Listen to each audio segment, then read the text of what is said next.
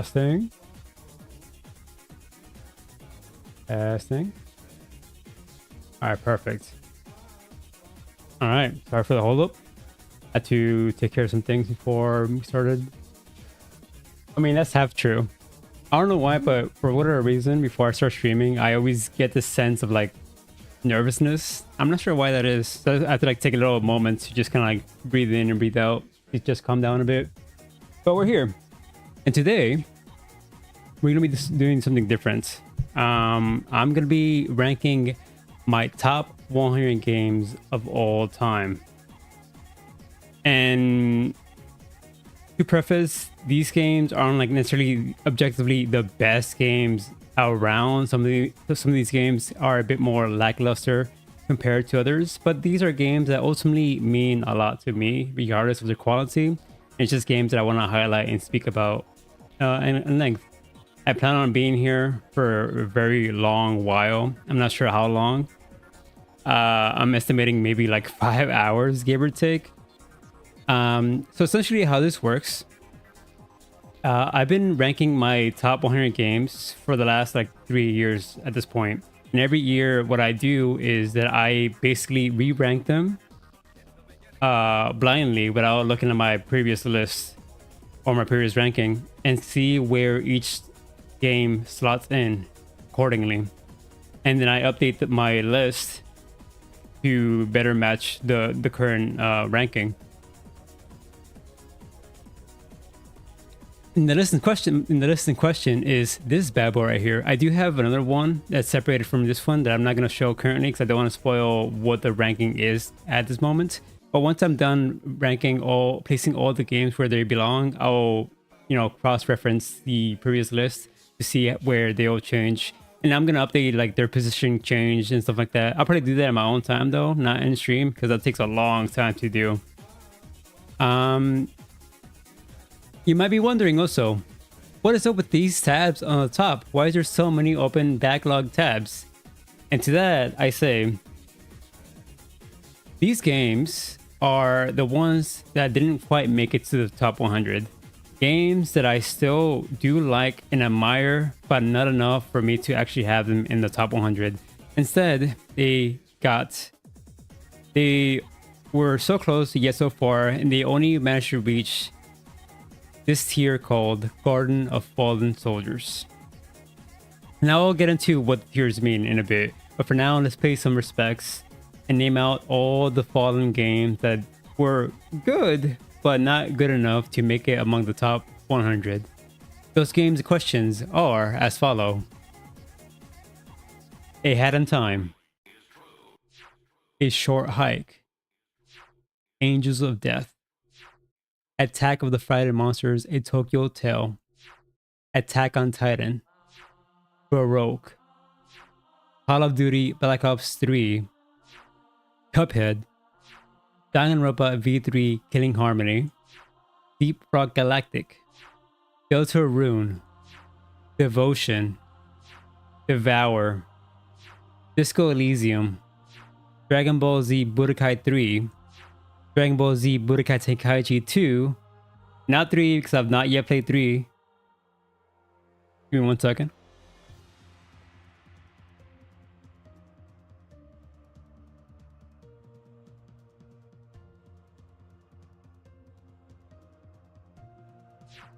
Dragon Ball FighterZ Z, Ender Lilies, Fighters of the Nights, Fantasy Life, Fields of Mystria, Final Fantasy 15. Yes, I am one of the weird people, one of the rare few people that actually enjoyed this game for what it is. Fire Emblem 3 Houses, Fortnite, Galaga, Goodbye World, Guitar Hero 2, Hades 2. And now I want to preface something real quick before we move on. Some of these games aren't necessarily that they weren't good enough to make it to the 100, but more so that some games are sequels, and depending on which games I like more over the other, I would pick the one that I prefer. In this case, I like Hades 1 just a tiny bit more over Hades 2, which I will get into once we get there. There's going to be a lot of games like that. For example, the Xenoblade games 2 and 3 are both gonna be here. They didn't make it quite to the 100 because, you know, Xenoblade Chronicles 1 is in the top 100. However, if that rule wasn't implemented, games like Hades 2, Xenoblade Chronicles 2 and 3 would have easily been in the top 100. But alas, that is not the case. So just keep that in mind.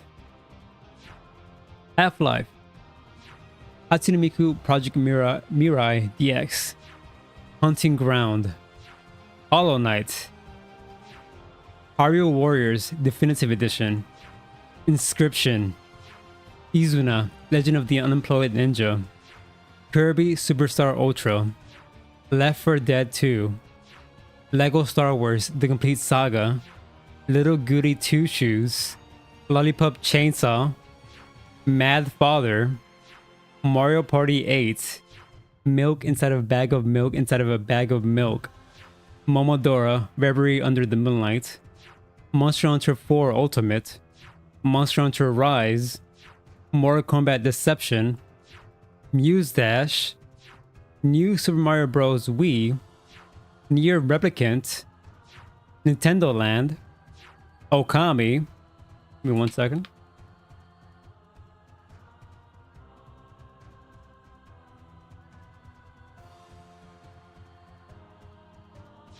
Omega Strikers, Osu, Persona 4 Golden, Persona 5, base Persona 5 because I've not played Royal, Pokemon Stadium 1 and 2, Portal 2, Post Void, Project X Zone, Psychonauts 1, Red Dead Redemption, Rift of the Necro Dancer, Risk of Rain 2, River City Girls, Sin and Punishment, Sky, Children of the Light, Sly 3, Honor Among Thieves, Sonic Adventure DX Director's Cut, Sonic Mania, Sonic Rush Adventure, Sonic Unleashed, South Park The Stick of Truth, Split Fiction, Star Fox 64, Star Fox Assault, Story of Seasons A Wonderful Life, Super Mario Odyssey,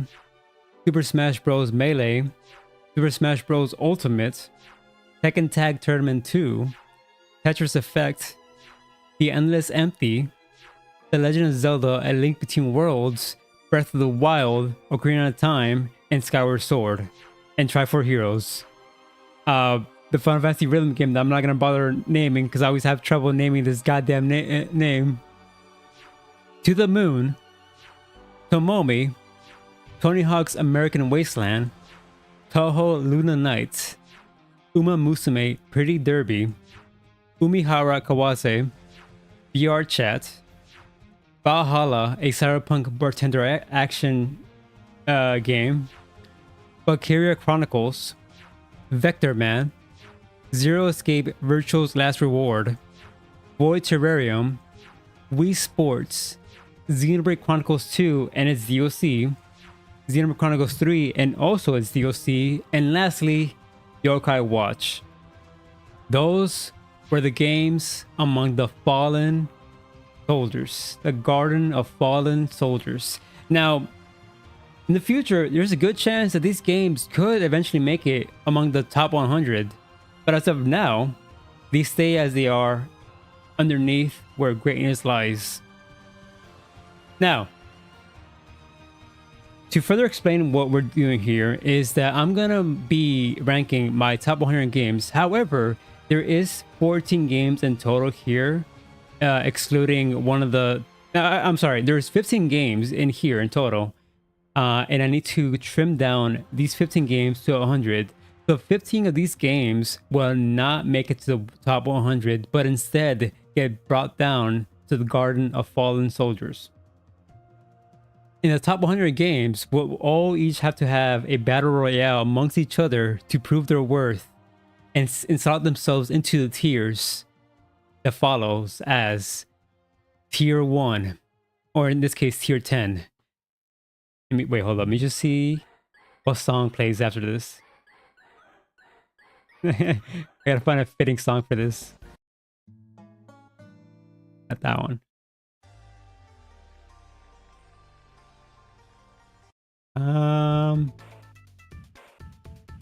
I found a good song.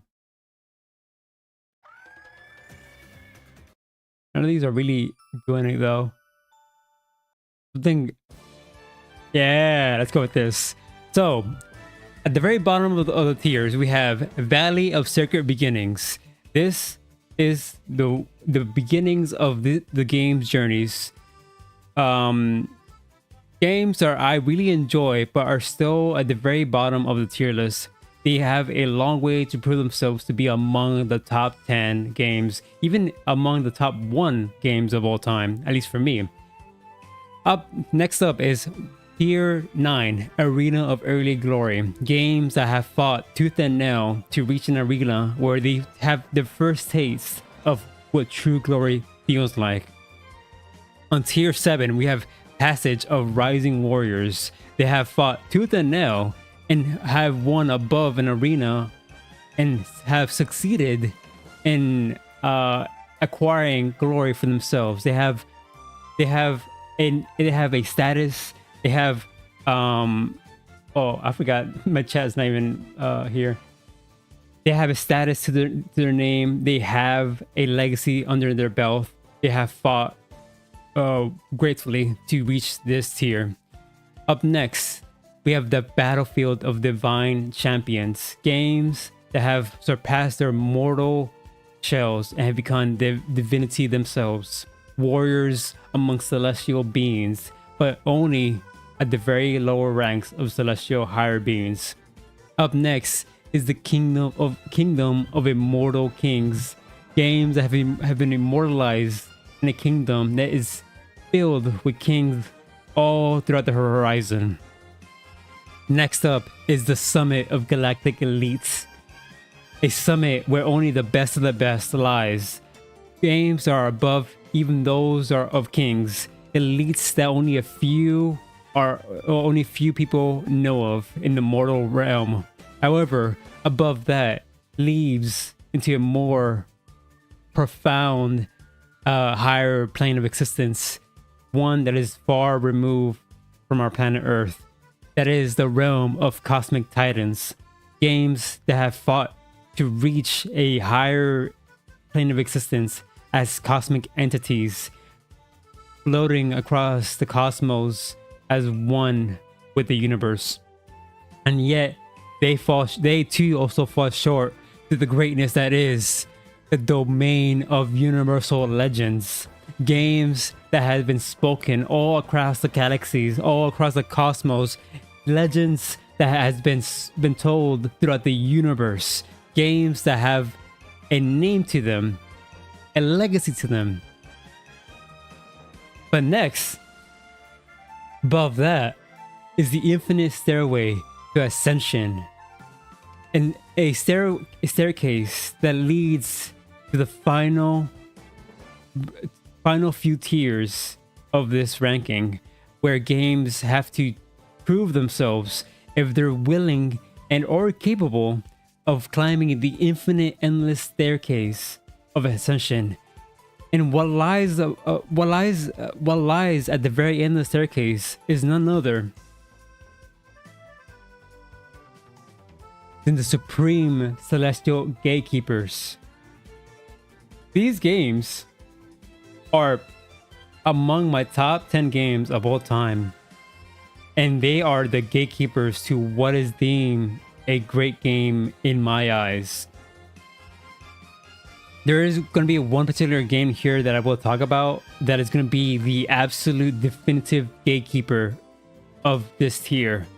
And when we get there, I'll delve into much more detail.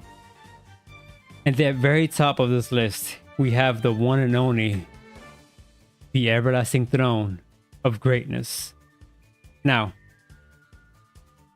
only one game can truly rise to claim the throne of greatness. Which game that's going to be? Only one way to find out. By us ranking and talking about these 15 games thus far. Okay, let's begin then. Let me Change the song though. Not that it's too dramatic.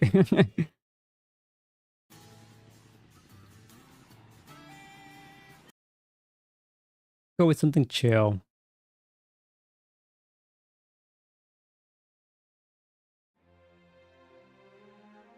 Me actually whip out this one. Yeah, groovy. Perfect. Okay, so at the very top, no, not even at the very bottom. Again, I have to cut out 15 out of the 100 games on this list. So the first game that's gonna cut out, that's not gonna make it among the top 100, is gonna be. Oh, and I should probably name out the nominees before we begin. So on my top 100 or top 15, is top 115 in this case, the games we have goes as. Give me 1 second. The games that follow that we have. Hold up. I'm so indecisive with the music.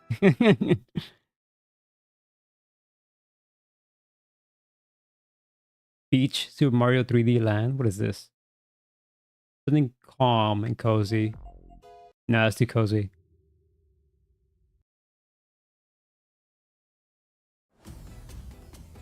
I need to find something worth having. This sounds good enough. So we have 1000 X Resist, Animal Crossing City Folk. Oh, and to preface before we begin, I try my best to not include games of the same series or sequels that are too similar to each other. There are going to be some rare exceptions here and there in the case of Animal Crossing City Folk and New Leaf.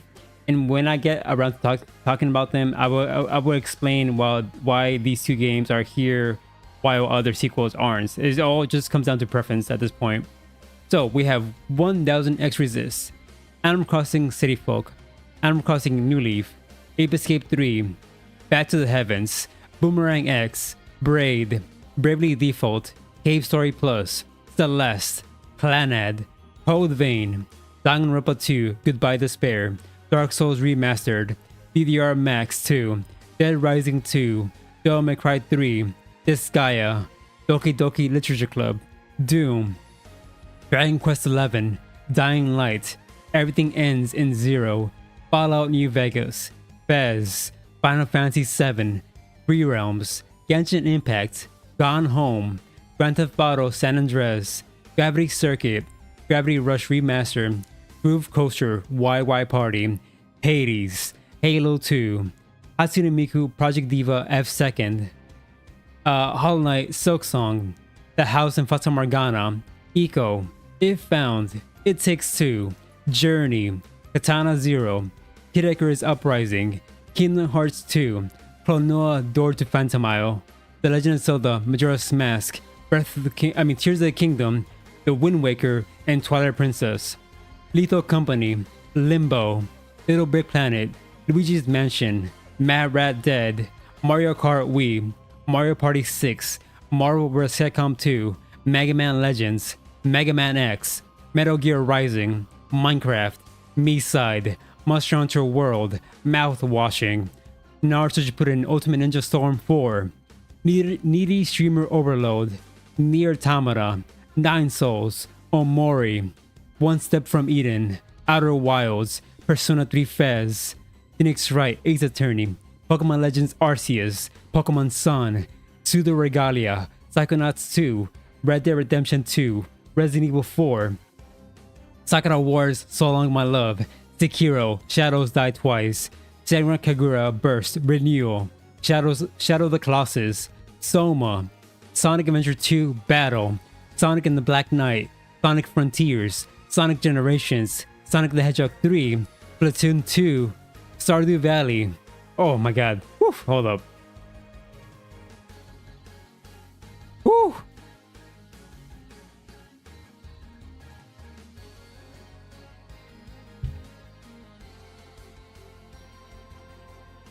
Super Mario 3D World plus Bowser's Fury, Super Mario 64, Super Mario Galaxy, Super Paper Mario, Super Smash Bros. Brawl, Tales of Vesperia, Tekken 5, Toy Story 2,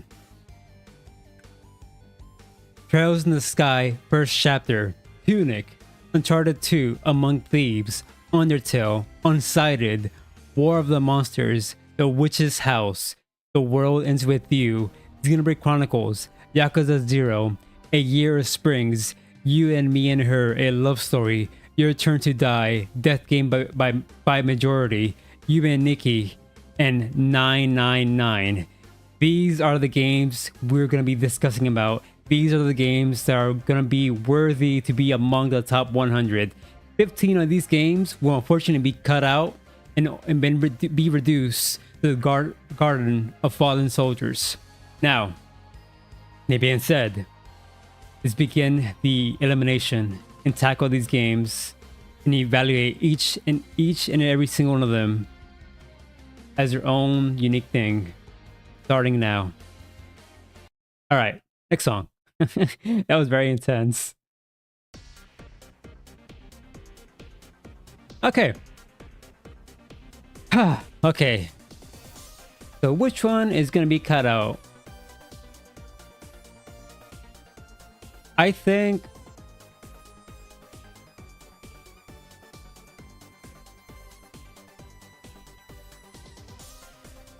I'm just checking if the audio is balanced properly. I think it should be. So the first game that's gonna be under the Garden of Fallen Soldiers. I should probably bring this up. To make things easy for me, what I like to do is bring out this thing called Nothing. And just like bring out the games that speak to me the most.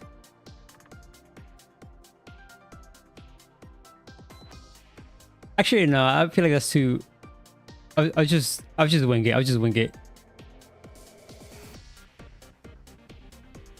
This is gonna be a rough one though. I really like all of these games and I don't know what to choose.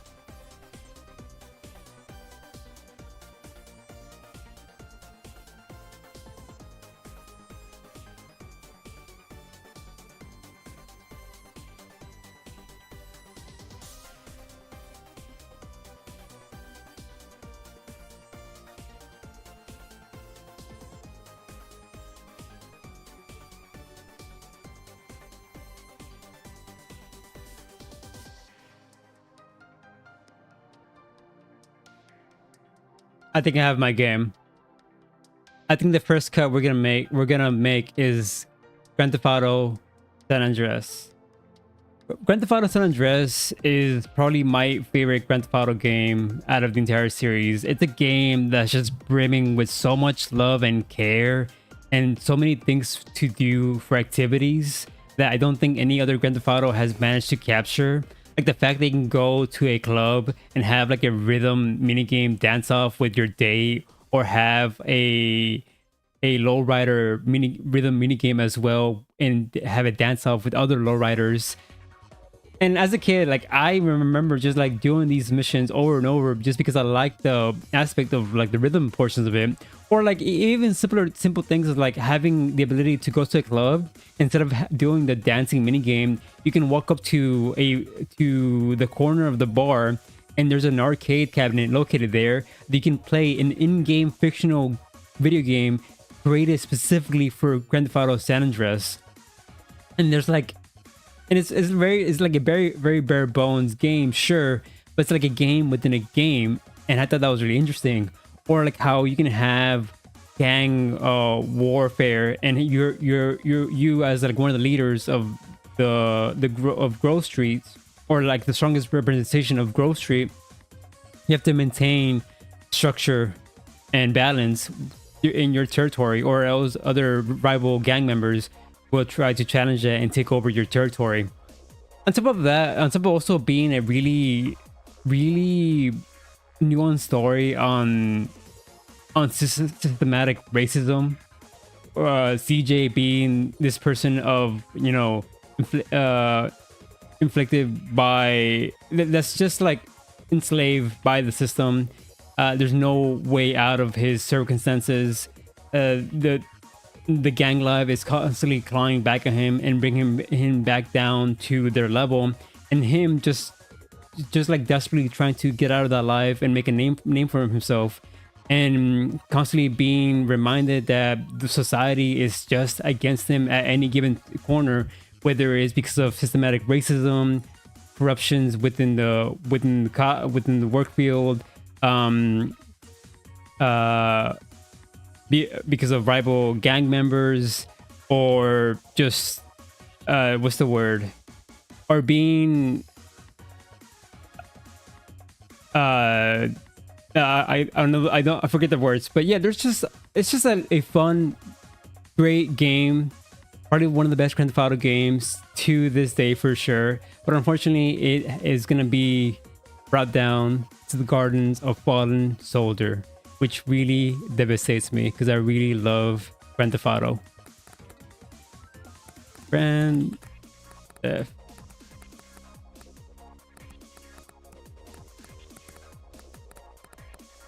All right, that's our first cut of the night. 1 down, 14 more to go. I'm really hoping the music's not too loud.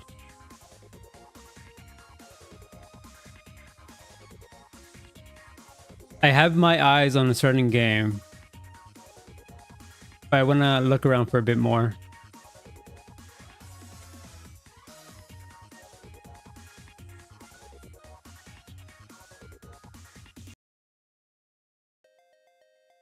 Man, that song just ended abruptly. I think I have my next pick.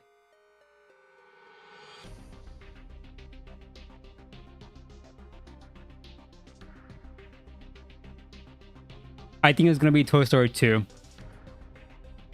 Toy Story 2, while I don't quite remember much about this game because it's been more than like 20 years at this point since I've last played it, I remember having like very fond memories of this game, and just like the scale of the environments and like the level design, you truly feel like a toy that's navigating around these rooms. They're just not built for you, they're built for human-sized people. And just like the monumental task of having to climb something as simple as like a chair was really like exciting as a kid, you know. And this can be said like for all the levels in the game, whether it's inside of Andy's home or room, or like in the garden area, or in the parking lot. You always feel this sense of scale no matter where you go. And it's just like really interesting how they managed to create obstacles, or like platforming obstacles that are like organically designed with the environments in mind. But I mean, the reason why I'm cutting it is because it has been that long since I've last played it, more than 20 years at this point. I don't recall a lot of the game, unfortunately. And it's for that reason that I think it must get cut out and be brought down to the Garden of Fallen Soldiers. Toy Story 2, you brought me a lot of joy and love and many fond memories as a kid. And maybe one day you might make it back up to top 100 if I ever plan on replaying this game. Who knows? But as of now, it is gonna be brought down. Garden of Fallen Soldiers. 2 down, 13 more to go, I think. Let me double check. Yeah, 13 more to go. So my next cut is gonna be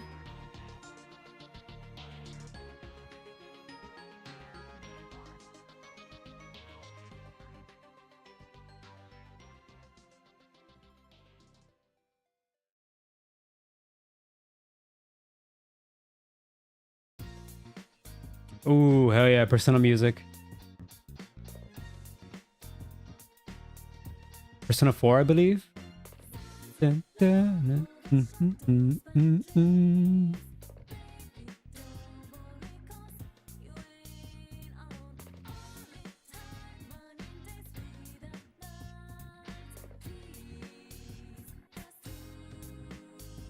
Oh, okay. This is gonna hurt me, but so you may have noticed that there is a lot of Sonic games on this list. And there's reason for that. I think each and every one of these games have different takes on what a Sonic game is. You have the adventure format, you have the boost-ish format, or like the open world format. You have like the experimental format and the traditional 2D format. A more definitive version of a boost format would be Sonic Generation. But the thing is, Sonic Generation doesn't have the emotional connection with me as much as these other games do, and I think it's for that reason that I need to cut it out from the top 100. Sonic Generations to me is probably the perfect introduction to a Sonic game.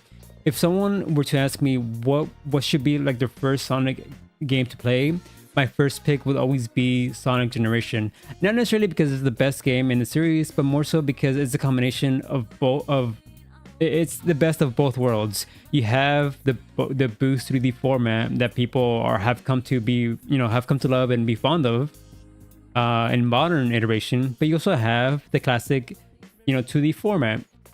And while like the 2D and boost formats for these games aren't like one-to-one replicas on what makes those games, their respective games, amazing, I think you get a general idea on why people love these games just by playing this one single game.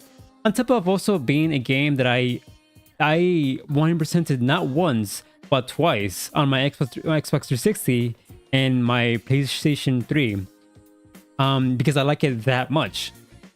It's also one of the few rare games that I've actually bothered speedrunning. Not all the way through, mind you, only speedrunning specific levels. Crisis City Modern Stage specifically was my favorite stage to speedrun as Modern Sonic. And yeah, this game, while having a lot of glaring flaws, the story being one of them, having a lot of really weird gimmicky side quests, while unnecessary, I still like them to an extent.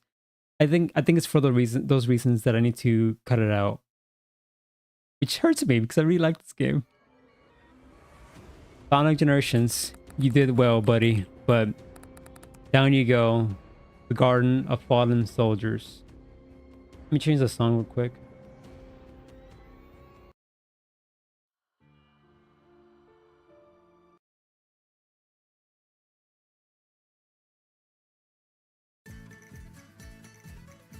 What is this?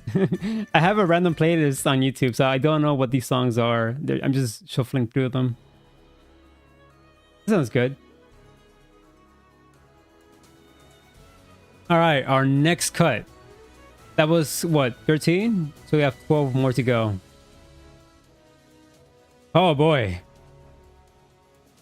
Yeah, 12 more games to go.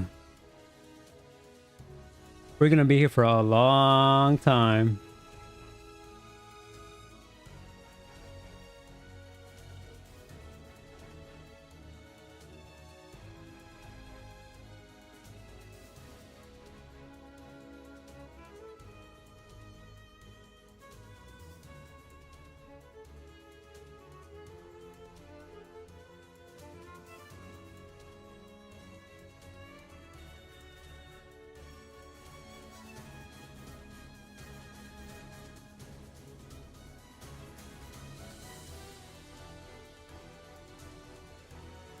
I think I have my next pick. Let me change the song because this is way too dramatic. Jesus.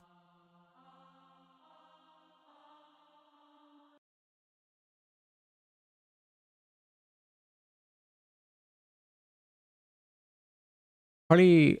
Let me see.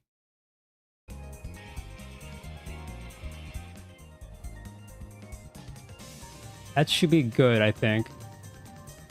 Maybe a bit too loud. Let me see.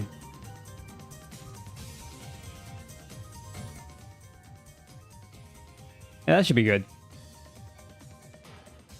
So, the next cut is going to be War of the Monsters. Like Toy Story 2, this game is a game that I have not played in a long time. And it's purely here because of the fond memories that I have playing this game as a kid. War of the Monsters is like a 3D battle arena game where you're able to control these colossi size of buildings monsters, and you have like 13 characters. You have that ranges from a giant King Kong looking monster, a robot, this like electric build monster, and a giant alien, a dragon, an awakened high like mountain monster, and so many more, a giant mantis as well. And the cool thing is that like, they all have different attributes on how they control. Like while every character has overlapping mechanics, like each character have like, you know, the traditional punching and kicking, and you're also able to climb up buildings and structures and destroy structures as well, and use the rubble of the structures to grab weapons like a giant rebar or something, or as a weapon, or you can even throw it at your enemy. But like also they have different attributes, like the robot has this slinging arm cannon that he can use to, or like a grapple hand they can like lure enemies in. The gorilla has like this roaring attack that can reach from a distance. The dragon can breathe fire and fly for a moment as well. And just like so many cool things like that, on top of like the environments as well being really cool. And there's a lot of hazardous things you can like utilize as well. For example, there's this island that's meant to be like Hawaii in a sense, and if you, and I think in one of the sections there's a UFO that appears near the ocean, and if you go to it and you attack it with with your player character, the UFO falls down into the ocean and causes this ginormous tsunami that just engulfs the city and just destroys it completely, and it becomes this rubble of like destruction and chaos. And like each world has like cool gimmick hazards like that. And it's like overall just a really cool ass game that has a style to it that I don't really see often. And the thing is, I'm not too fond of like the kaiju aesthetic. Like I don't really care for like Godzilla or like King Kong or any of the kaiju monsters. But for whatever reason, as a kid, this spoke to me, and I devoured every second of it because of those reasons. Unfortunately, War of the Monsters, you were good, but only good enough to make it among the Garden of Fallen Soldiers. Rest well, my buddy. You have fought well.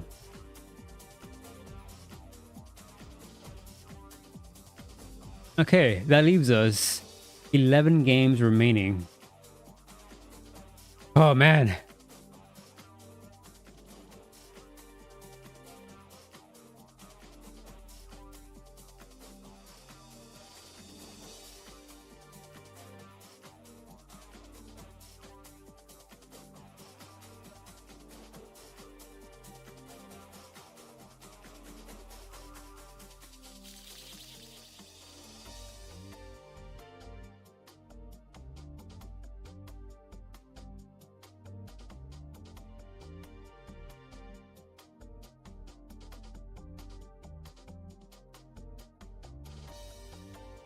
Oh, this is getting really hard.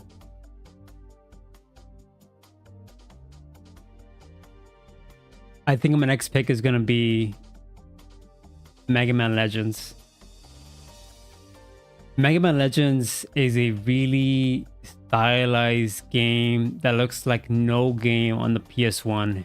It has this like Saturday morning anime aesthetic where the characters, instead of having like, you know, a modeled face, they have drawn into the textures, and that allows the characters to have very expressive facial animations through, you know, through the techniques of just having it to the texture overlay on top of the model itself.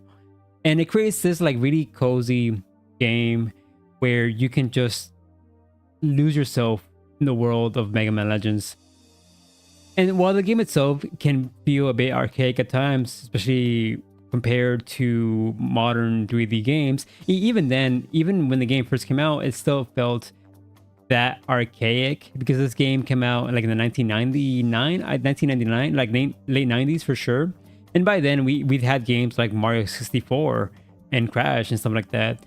And it's just one of those games that suffered because it didn't have the dual stick or the dual shock, and maneuvering the camera with the D-pad and the shoulder buttons was not ideal and could be kind of messy during combat. But man, goddamn, dude, does that game just like ooze with so much personality and charm that I can't really describe unless you play it yourself. It's yeah, it's a cozy ass game. I have this weird, so I'm not sure if you guys have ever come across this like TikTok video of a guy that's reviewing one of the Mega Man games. I believe it's Mega Man 2 for the NES, and he explains that a specific section of the level reminds him, whenever he like plays a specific section of a level, it reminds him, it sends him back to his childhood when he saw his mom kissing her new like boyfriend. And whenever he reaches that section in the level, he always gets to remember of that moment. It's funny because I have something similar, and I find it hilarious that I have a similar story that revolves a Mega Man game. And I don't know what it is about Mega Man, but for whatever reason, Mega Man just manages to bring out some of the weirdest memories in our youth. In my case, the first time I played Mega Man was the 64 version, because Mega Man Legends has two versions. It has Mega Man Legends and Mega Man 64. I played the PS1 version much later in my life, but when I first got exposed to Mega Man, it was through the 64 version, and I was playing it at my friend's house because I didn't own this game as a kid. And I remember we were both just like playing it, and we were just like, you know, in his room just playing it and just having a good time. And then out of nowhere, and this is gonna be like very like personal and maybe a bit TMI, but out of nowhere his mom came into his room and just was like crying and bawling because she found out that her husband was having an affair. And like me being like this fucking like 8-year-old kid, I remember having this moment with the mom trying to like comfort her. I don't remember exactly what I said, but I remember trying to like comfort her and just trying to give her like word of like of kindness. And every time I think of Mega Man Legends, I just think of that moment of like the mom going into my friend's room and just like crying. I don't know, just a little side story I wanted to bring out. That being said, I hope that kid and her mom, I mean his mom, are doing good in life. That being said, that is all I have to say about Mega Man Legends. Down you go to the Garden of Fallen Soldiers. I do plan on playing Mega Man Legends 2 one day, and maybe that might make it to the top 100, but who knows.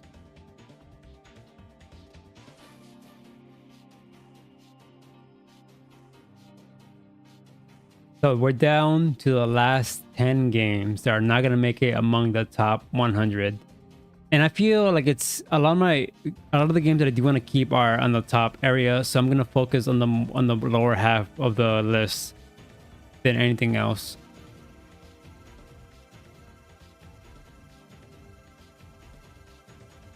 As a matter of fact, you know what? Let me start bringing down games that I think I'm gonna cut out. It's not guaranteed, but there's a chance that I might cut. I'm gonna bring down all the games that I think I'm gonna get cut out down here.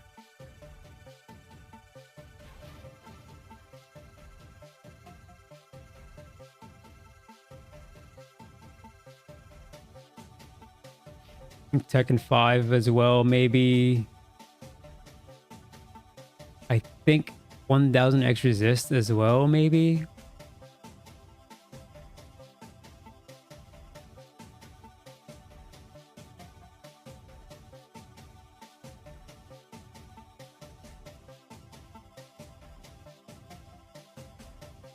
Let me bring down Genshin Impact. See where this takes me. Let me bring down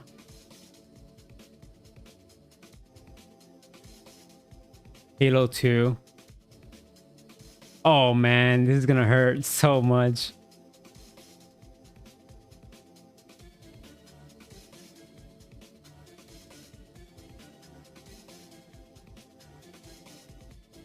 I think that's it. I think those are the only games that really stand out to me. Maybe Mad Rat, maybe. We'll see though.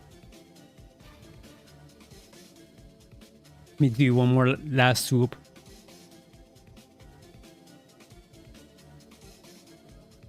Meaty Streamer Overload.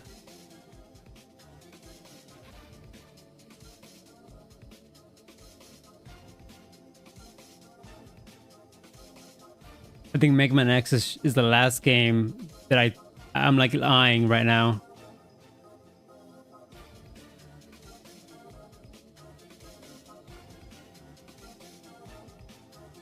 Okay. Oh boy.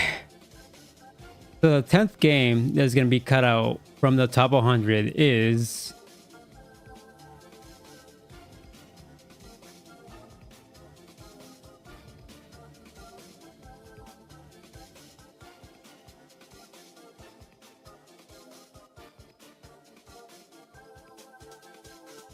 Oh my god, this is so hard. Hold on, I gotta bring down Pokemon Arceus down as well.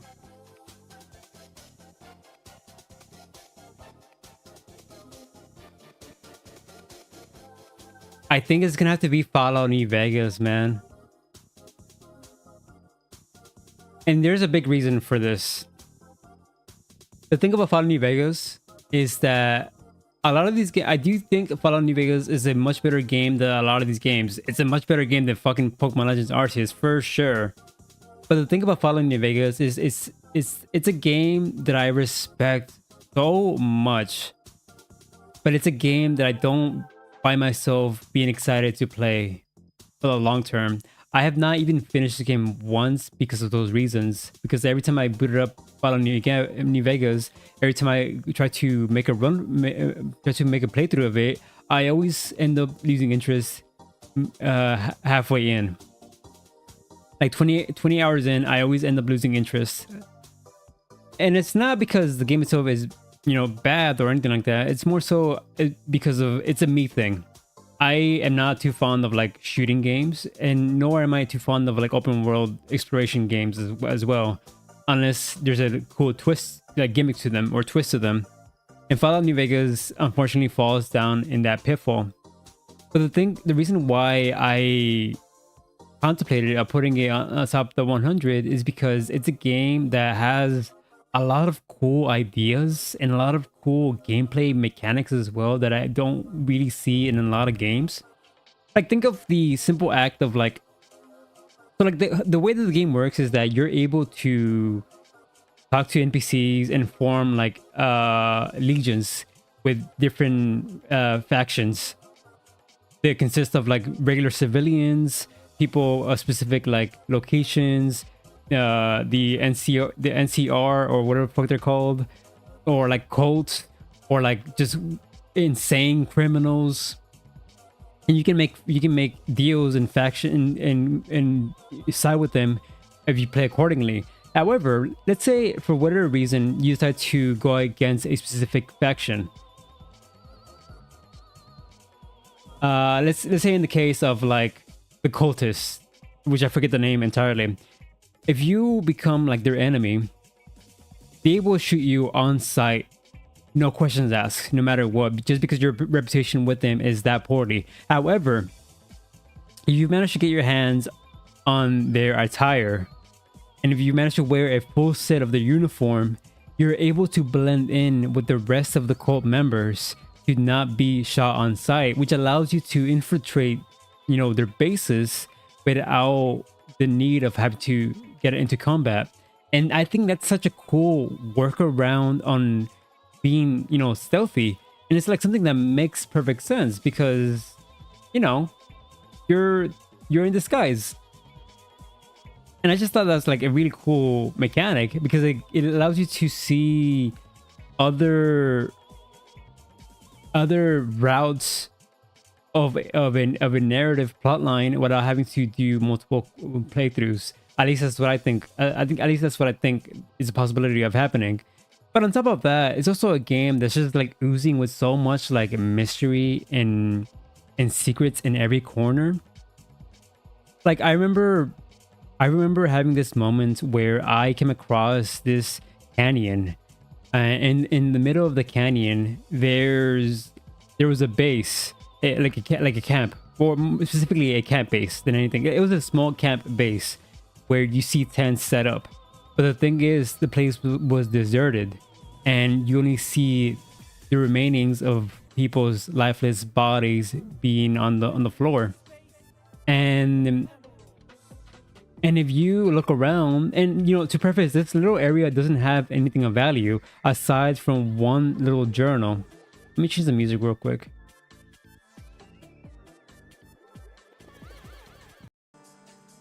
Aside from one little journal, which explains the events of what led up to the extermination of these people. And the thing is, when walking up to that canyon, walking up to that base, you come across a swarm of bugs that if hit, poison you. So it creates this like visual storytelling where these people were attacked by these swarm of like wasps and got taken out because of their poison. And like the game doesn't really like give you anything for reaching this point of the area. It's just there for the sake of fleshing out the world that much more. And I appreciate that, I think that's like a really cool thing to do, that the world feels alive and it feels like it exists outside your control. Like things happen whether you're involved or not. And I think that's really awesome. On top of like also like some of the quest lines are really interesting as well. Like I remember having this quest line where a lady in the outskirts of the New Vegas location, she basically asked you a favor to retrieve her husband's dead body, which was in the middle of like the wasteland. And I forget the reasoning why she herself couldn't go retrieve the body herself. But if you accept, the way that it works is that, let me change the music. It's too upbeat for what I'm talking about. The way that it works is that you have to go out there to the wasteland, retrieve this body, but it's not a simple think of like grab the body and go. You have to manually pick up the body, carry it with you on your back, and walk slowly across the wasteland all the way where the lady resides. And it creates this moment of like, holy shit, these lives have weight to them. These lives had meaning to them, and the game puts a lot of emphasis on the fact that these are not just like simple NPCs for you to like interact with. They had a life prior to their death.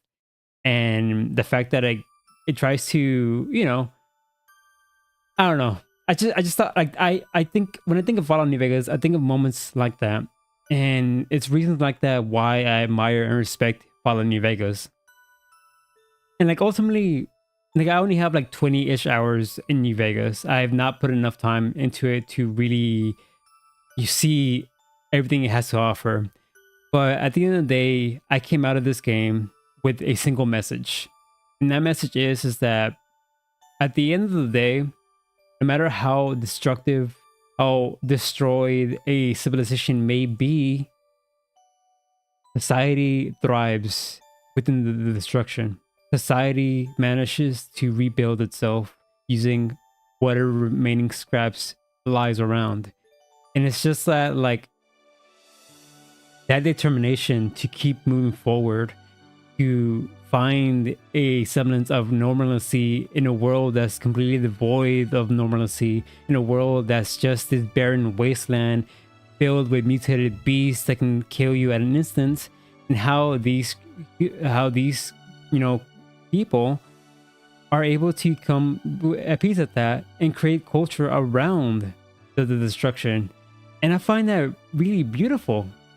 Like they are able to adapt in some of the worst circumstances and live life peacefully and normally. And I think that's awesome.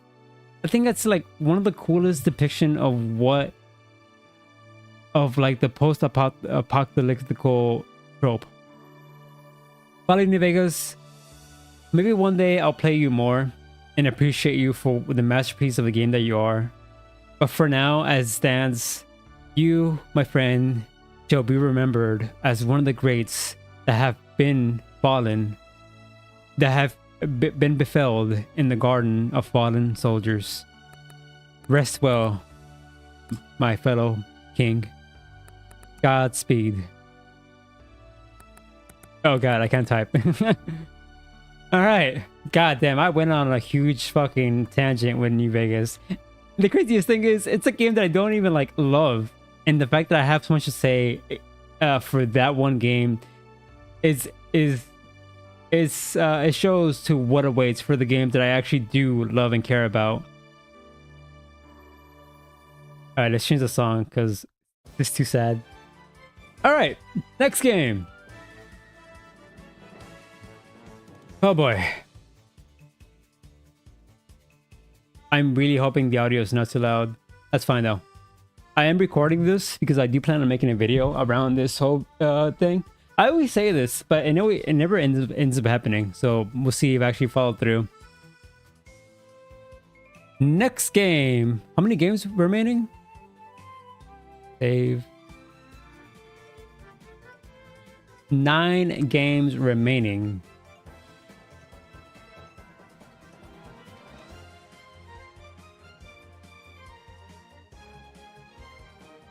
Let me do one more sweep from top to bottom. See if I find anything.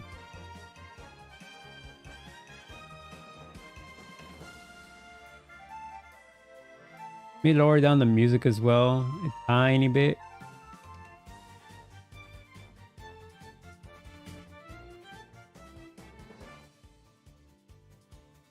Just like a smidge down. There you go. That's perfect. Man, if I wasn't recording or like talking to the mic all this time, I would have been so devastated. All right, one more sweep from the top to bottom. Let's see if I find anything that I'm willing to cut out.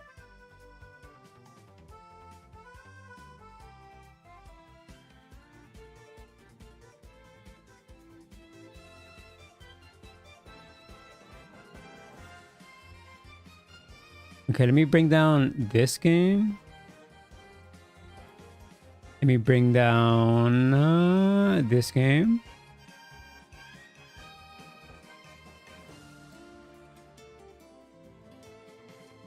What else?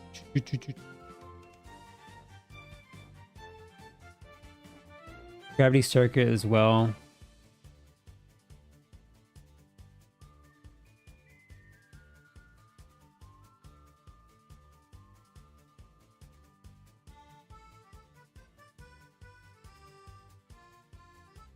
Pokemon Sun, maybe.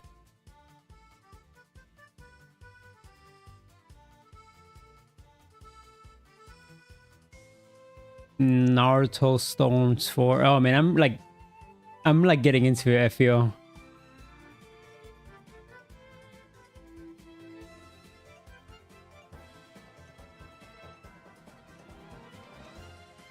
I think Sonic the Black Knight, maybe. We'll see.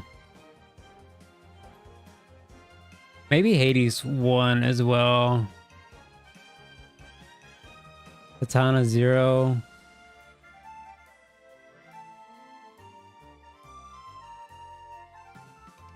Alright, I think I have a decent amount of games that I'm like willing to cut. Let me save this. So I need to cut out 9 games remaining. Let me assess these games.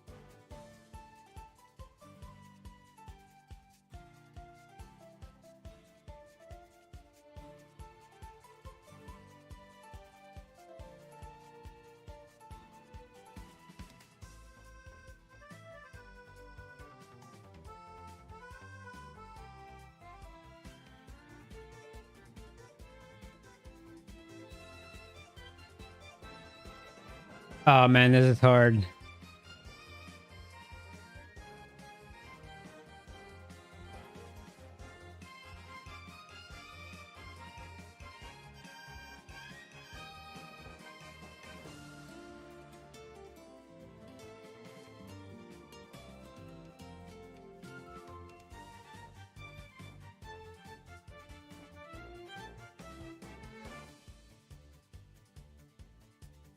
This is so hard. I can't decide. No. I'm like eyeing Pokemon Legends purely because it's a game that I have not finished. But like, god damn it. There's just so many cool things about Legends that I can't see myself cutting it right now.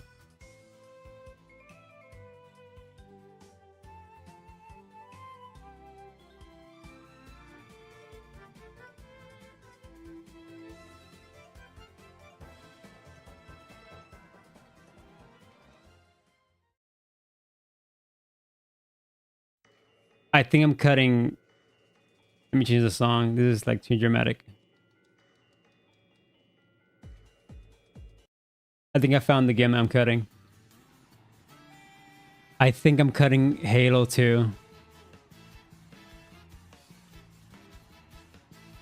I can't. Yeah, I'm not seeing any other game that I'm willing to let go outside from Halo 2. Okay, Halo 2.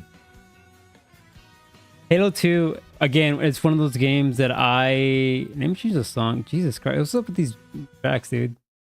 I might have to find a different playlist.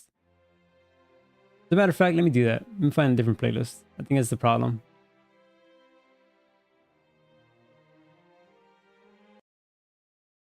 Because this playlist is not doing it. Video game music.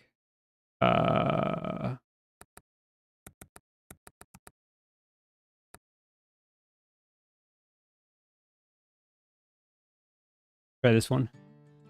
Oh hell yeah, Bastion. Halo 2 is a game like Toy Story 2 and War of the Monsters. Halo 2 is one of those games that I played as a kid and I have so many fond memories just playing this game over and over and over again, either playing it solo or playing it with my brothers or playing it with friends. It's a game that just allowed me to just, you know, play with other people. And like, there's just so many cool things that Halo 2 does.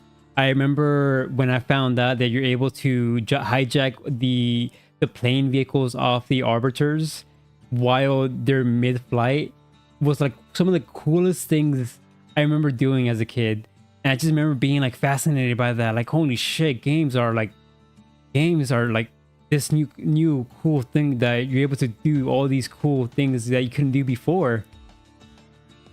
And then like on top of like also playing the multiplayer with my brothers. And because we didn't have the internet, we didn't have access to the internet back then, so we can only play LAN co-op, split screen. So it would just be me and one other person. But like, to me as a kid, I didn't really care because I remember just having a good time being in the worlds of the multiplayer maps, or not even like during combat, but like also just like exploring in a private like solo in a versus battle mode, but by myself, and just like exploring these dissonant lands that just don't like have any sense of like life form. But like, to me, that was like really fascinating. Like, one of my favorite places that I would like to I remember I used to like messing around. I forget the names of the maps, but it was the map with the giant like fan or the giant wheel in the middle that spins around slowly, and if you like time it properly, you can like stand on the blade, and that will like take you across the fan itself. I just remember like spending so much time trying to like position myself properly where I'm able to just stand on it for the entirety of the ride.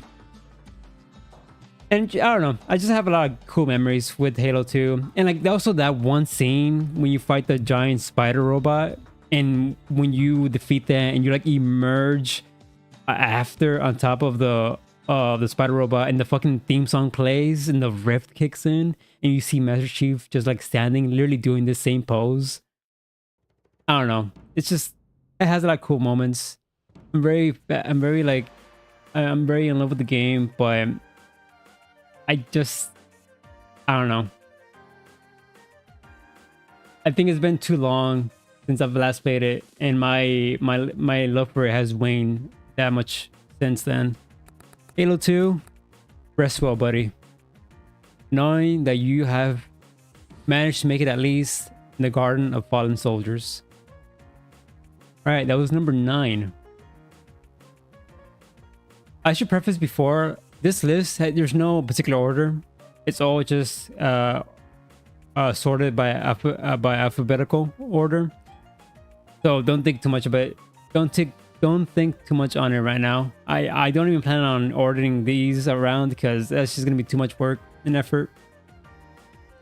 All right, we're down to our last 8 games.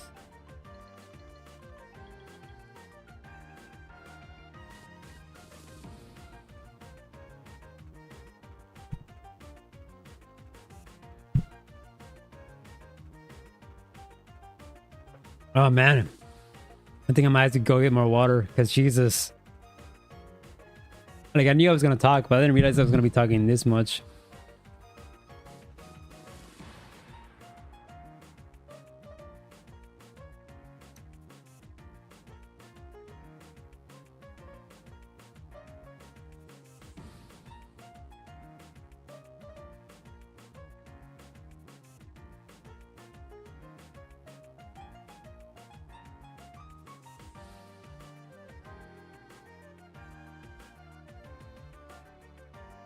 So 9 games from here need to go, and I'm having a hard time deciding.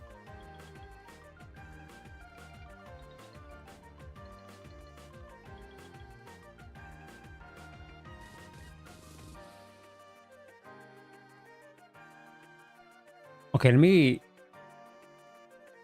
You know what? Nothing. I am gonna whip out the nothing. Because it's getting down to it, and I can't decide.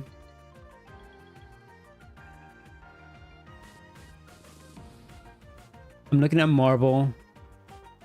I'm looking at Mega Man X. I'm looking at Doom. I'm looking at Lethal Company. I'm looking at Genshin. I think Hades as well. Maybe Katana 0.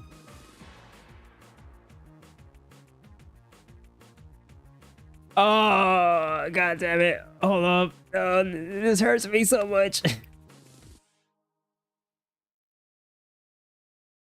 think this guy as well. Braid. And I think lastly, it's going to be One Step from Eden. 1, 2, 3, 4, 5, 6, 7, 8, 9, 10, 11 games here. Let me just assess these. Are these gonna be the ones that are gonna maintain their spots in the 100? I think they are.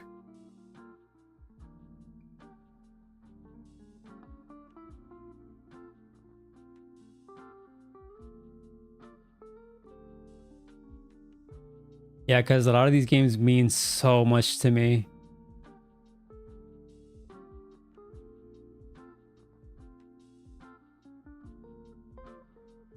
Maybe Pokemon. No, not Bats of the Heavens. I think Legend Arceus as well, because it's just a game that I have not finished.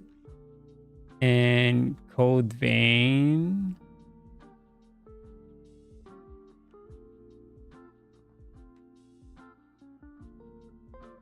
Dying Light.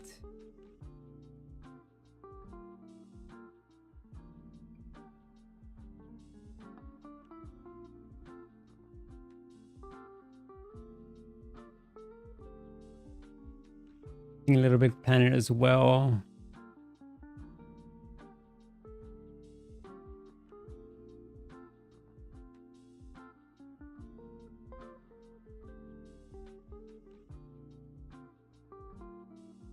Oh man.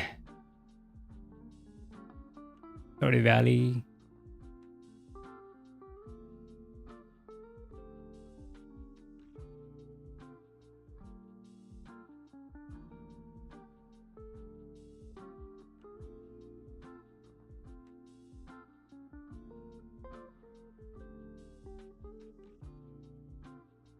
So none of these games need to go. And I'm having a hard time deciding.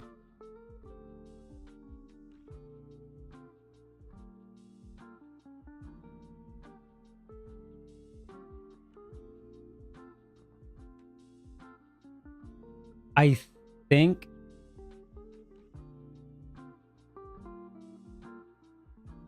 think it's gonna have to be.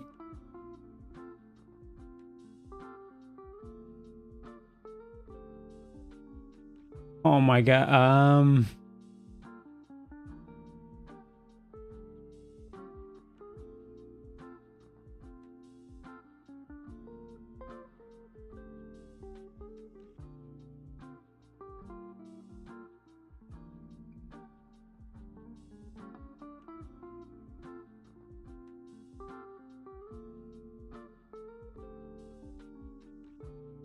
Fuck, this is so hard. I'm currently eyeing Katana Zero and Marble. Maybe Doom as well. Because the thing I'm having trouble is like, okay, how do I like determine what I like about a game? Is it the design, like gameplay design of it, or is it my emotional attachment to them? And I can't decide which outweighs what over what. And I'm having trouble deciding because a lot of these games are like really designed good enough, or like enough for me to consider them among my top 100. But like I also don't have emotional attachment to them. Like Doom, I think Doom is like a phenomenally designed first person game, but I don't have an emotional attachment to it or like a desire to go back and play it. You know, like I never think to myself, Doom, I should probably go back and play that again. And the fact that I never even finished it to begin with. It's like it's so hard.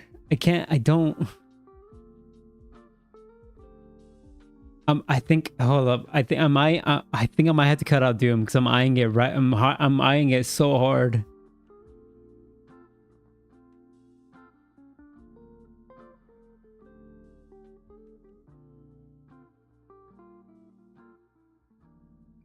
Yeah, I think it's gonna be Doom. Fuck, man. So I don't like shooting games. I think shooting games is by far my least favorite genre in video games, mostly because I'm dog water at them. I've never been good at them, and I never plan on being good at them because I just don't really expose myself to the genre. Um, and I've played my fair share of shooting games. I'm not a complete like casual when it comes to them. I think I can handle myself pretty well with most shooting games. Give me 1 second. Let me change the song. Maybe like bump up the volume as well.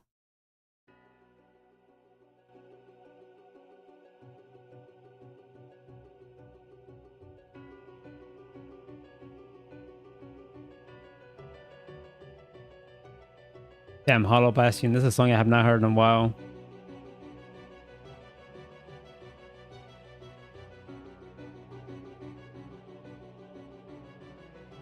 And like Doom is one of those games that I consider the pinnacle of the genre.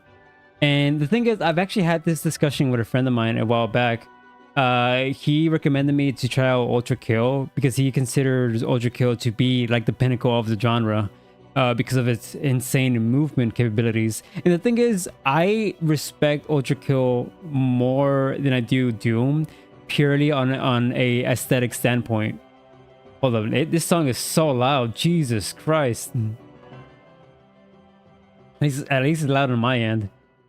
But the thing is, I think the reason why I prefer something like Doom over Ultra Kill is because while Ultra Kill has an insane movement capabilities that allows you to just express yourself in ways that Doom can never reach, I think I like Doom's gameplay loop a lot more because it basically incentivizes you to constantly be moving and killing and using your chainsaw to get more ammo, because ammo in Doom is is a resource that you can run out of. And if you're not constantly doing melee attacks with your chainsaw to recover more ammo, there's a possibility of you just running out entirely and just getting fucked over because of that.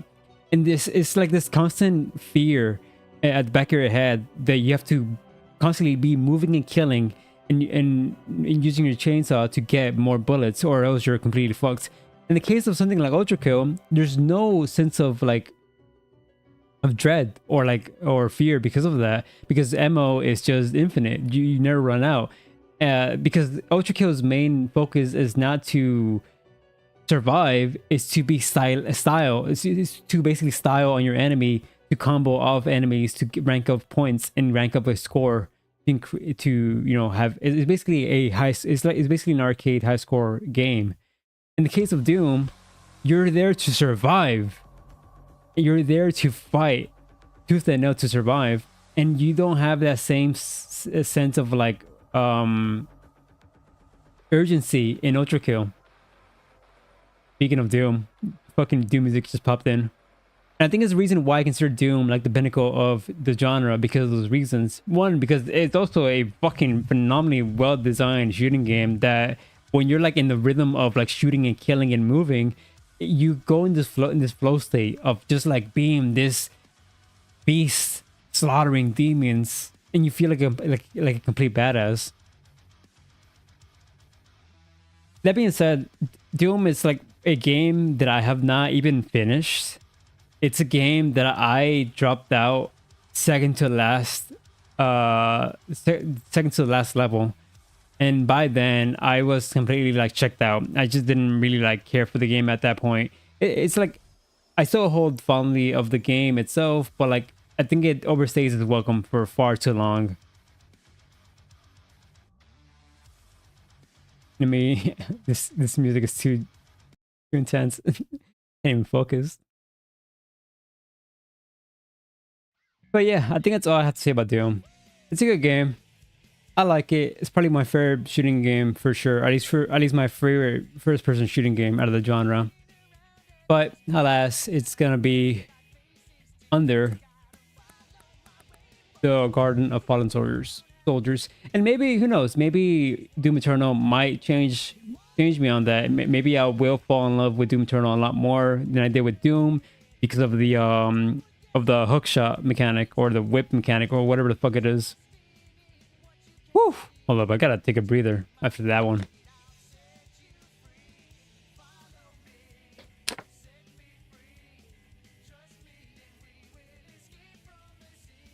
Oh man. You know what? Let me take a little breather.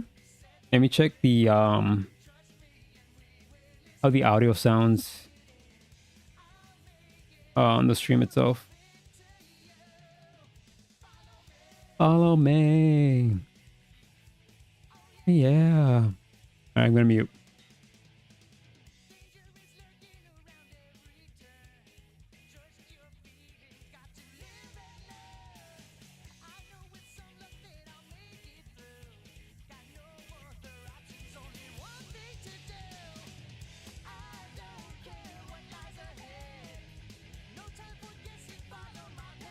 Testing. 1 2 1 2 1 2 1 2 1 2.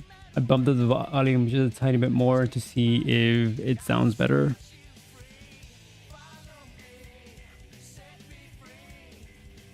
I'm gonna mute.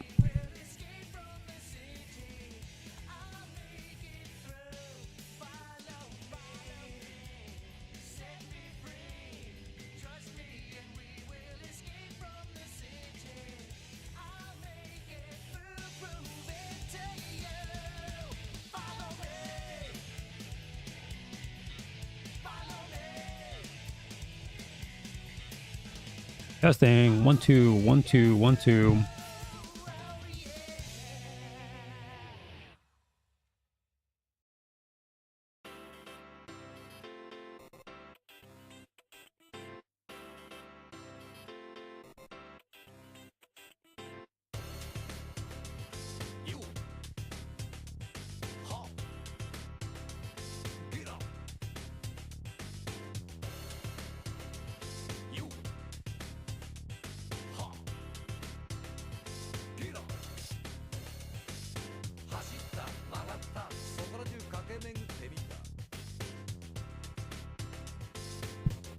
Okay, it should be good. Yeah.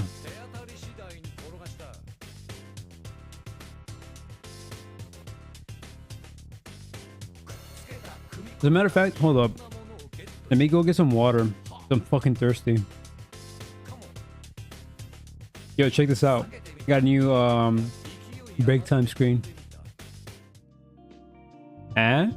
Pretty good, eh? Alright, I'll be back in a bit. Let me go get some water. Maybe like a snack or two as well.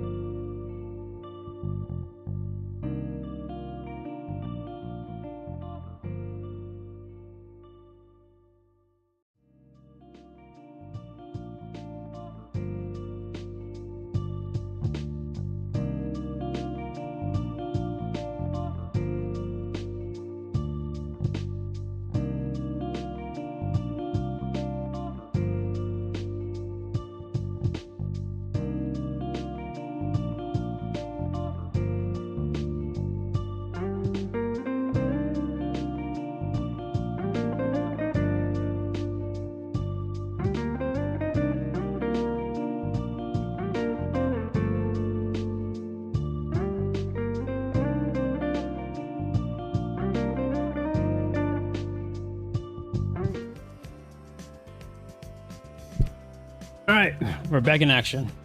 I got myself some water. Got a little banana for me to snack on later. I think we should be good to go. Let me just see the music audio waves.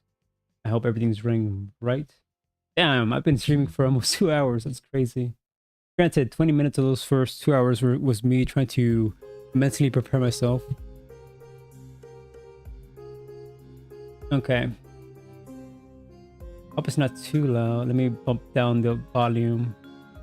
What song is this? Oh, Ender Lilies. That's why it sounds familiar. Okay, so where were we? We were at number 8, I think. Yeah, number 8. Oh boy. It's like getting really rough now.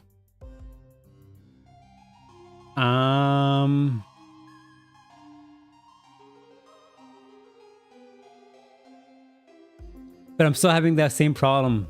Like, do I focus on quality, or do I focus on how much of an emotional connection I have with the games? I can't decide.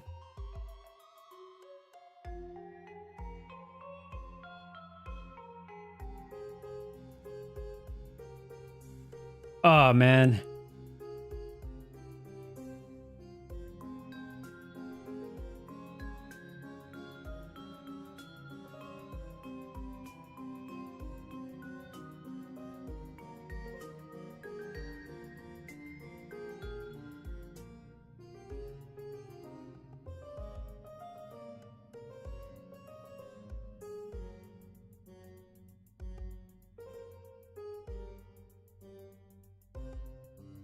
You know what? I should probably...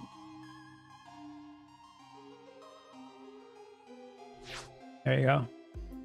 That way I can just switch between the music and the thing without having to go on the second monitor.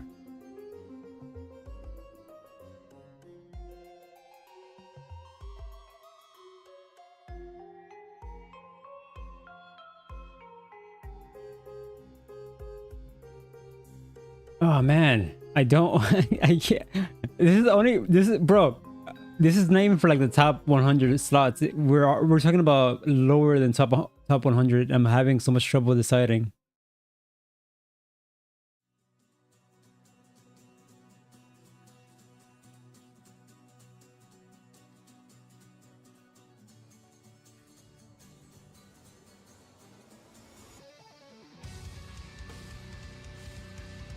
Ah, this music's so intense.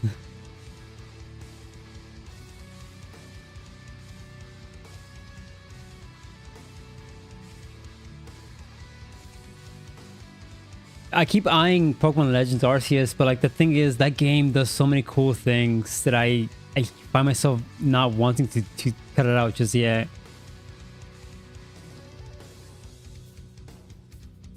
And I'm also eyeing Hades, because Hades, I think out of all these games,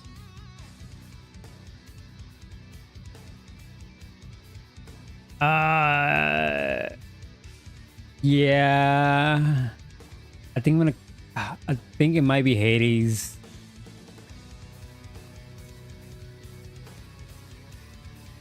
Which is insane, because I don't believe Hades is a worse game than Code Vein. Code Vein, out of all these games, I think it's like the shittiest one by far. But god damn it, Code Vein, it's maybe no, hold up.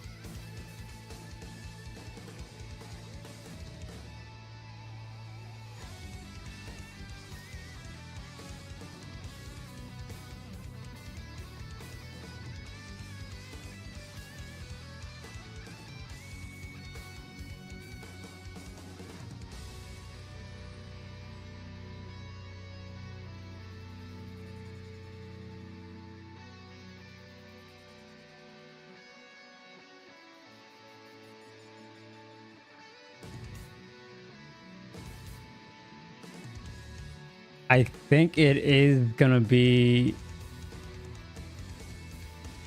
I think it is gonna be Hades. Like the more I think about it, the more I just can't like even though Hades is a really phenomenally designed game, to preface, roguelikes, just like FPSs, they're like one of my lesser favorite genres. I think I'm starting to like come around them as I've gotten older, but for like the last 5 or so years, I just couldn't wrap my head around roguelikes. I wasn't really like into them. They weren't my thing because I don't like the arcade style of games for the most part. And Hades was like the first roguelike game that I actually gave a shit. I actually gave a shit about, and that's mostly because of its narrative than anything else. The way that every run feeds into the narrative and and progresses you into the next story beat in a way that no other roguelike ever did really fascinated me. And like how each character reacts to your run on how well or poorly you did is like also a really cool system that they implemented.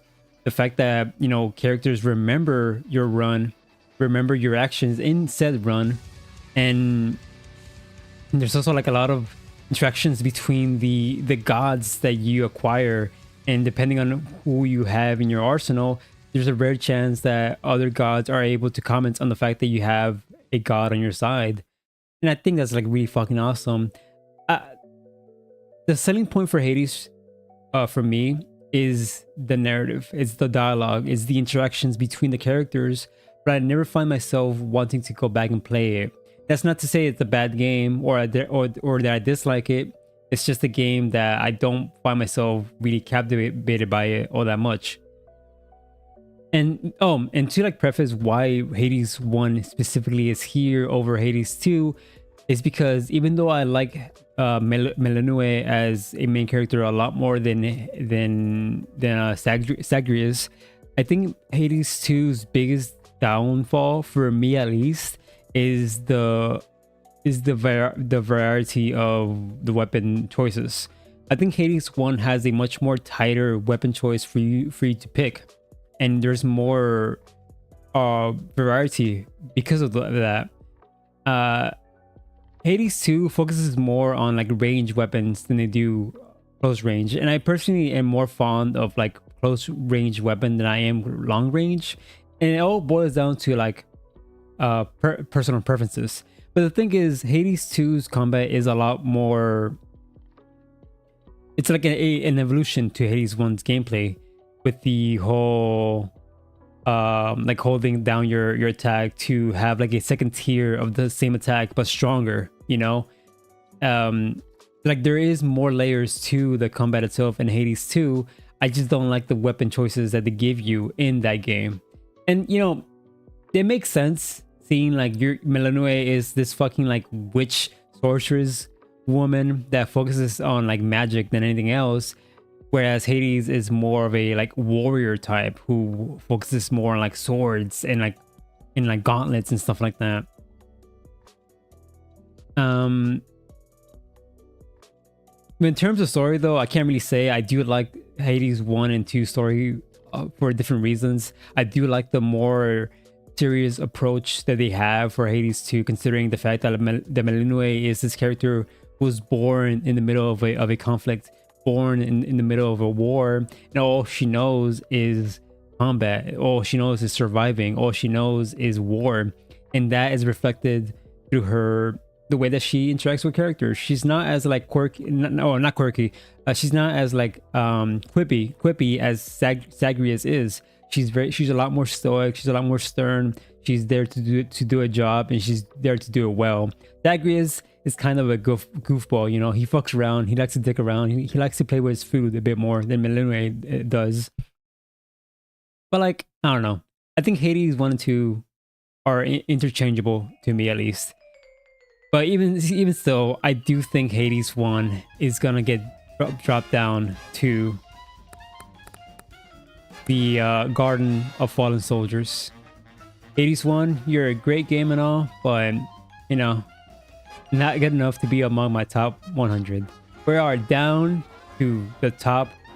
I mean, we're down to the last 7 games who are gonna make it in the top 100.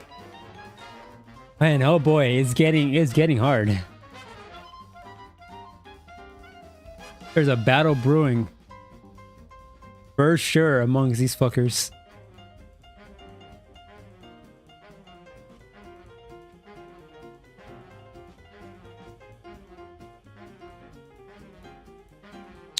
Okay, let's see.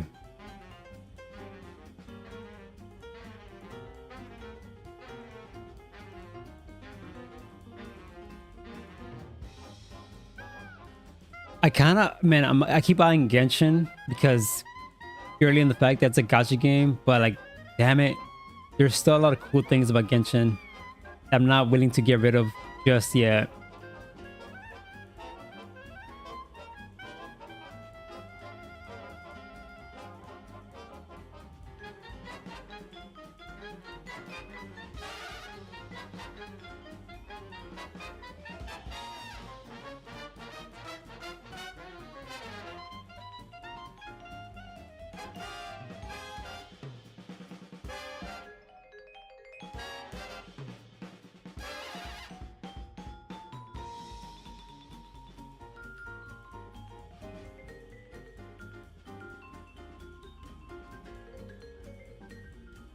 Shit, man.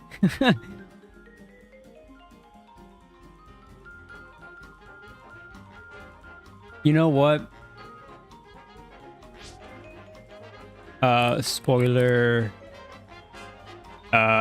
sign. Let me whip this out. Let me actually save this.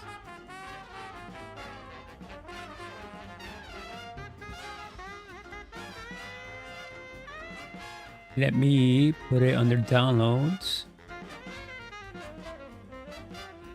Oh, you know what? I should probably do a PNG instead.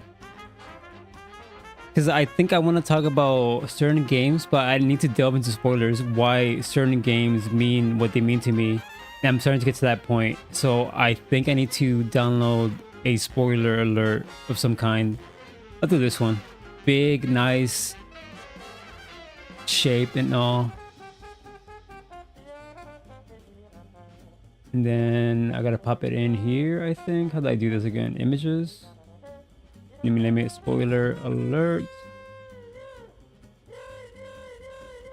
Damn, I forgot how good Cuphead music is.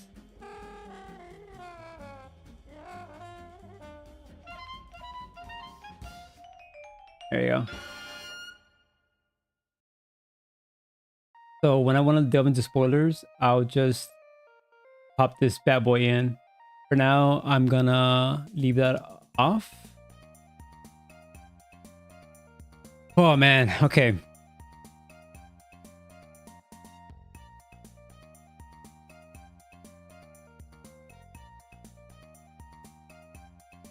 I think that in the reason why I bring the spoiler sign out is because the next game I need to delve into spoilers, and that game in question is Braid. I'm not gonna delve into spoilers yet. I'll give you guys a heads up when that happens. Let me just talk about the game itself. Actually, as a matter of fact, let me do this. Let me change the song as well.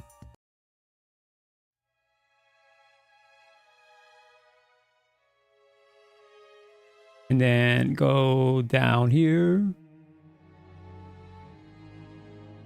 Wait, where is it?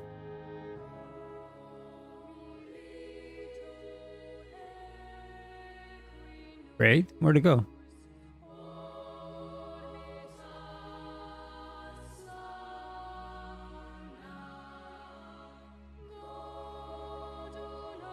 Oh, what? Oh, it's game title. That's why. Okay, that makes sense. Okay.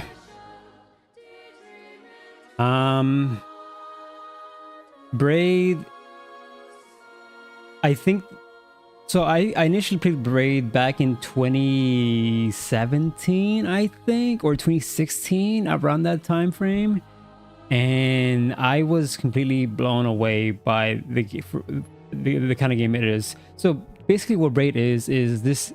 It's a 2D side-scrolling puzzle game where you can manipulate how time flows. So you can rewind back in time when you made a mistake, and sometimes you can even utilize the time rewind mechanic to better position yourself in a puzzle. For example, like let's say, let me change the song. This is too fucking dramatic. Like let's say for whatever reason you need to reach like let's say you need to reach like this one area. And the only way to reach it is by jumping on top of one of the Goomba-like enemies' heads to give you an extra boost. What you can do is that, let's say in a hypothetical situation, this Goomba falls down here and you're like around this little section. What you need to do is, while it's falling, is rewind the time and jump on its head just as it's falling to reach this little platform. And there's like a lot of puzzles with that sort of idea where you have to like utilize the rewind mechanic to get yourself in different heights. And that's just like utilizing the Goombas itself. There's also like lasers as well, and like platforms that collapse if you stand on them too long. You just have to like utilize the time mechanic in a very unique way, I feel. And it's like when I played it, I was like really, like I was in awe by it. But as time goes on, I feel less and less attached to the game for what it is. Because the reason why... Okay, so let me delve into spoilers. So, moving forward, I'm going to be talking spoilers for Braid. For Braid. Mute the stream until the spoiler sign leaves. And then you can unmute. I'll also, when the video goes live on YouTube, I'll probably add like a little time skip or something. So, spoilers... starting now. So the reason why I held Braid at such high regard for such a long time was because of the twist at the end. The final level consists of you basically, you know, the whole Mario and Princess Peach trope, and you are basically trying to reach the princess and trying to like rescue her, right? Like that's the whole gimmick of this game. You're trying to rescue the princess, or the princess equivalent of the game, of this game. And there's this whole section where she is basically given the impression that she's being taken off by the big bad, and you're constantly in pursuit behind them, and you're constantly just one step behind them no matter what. And that the level plays out as any level would normally.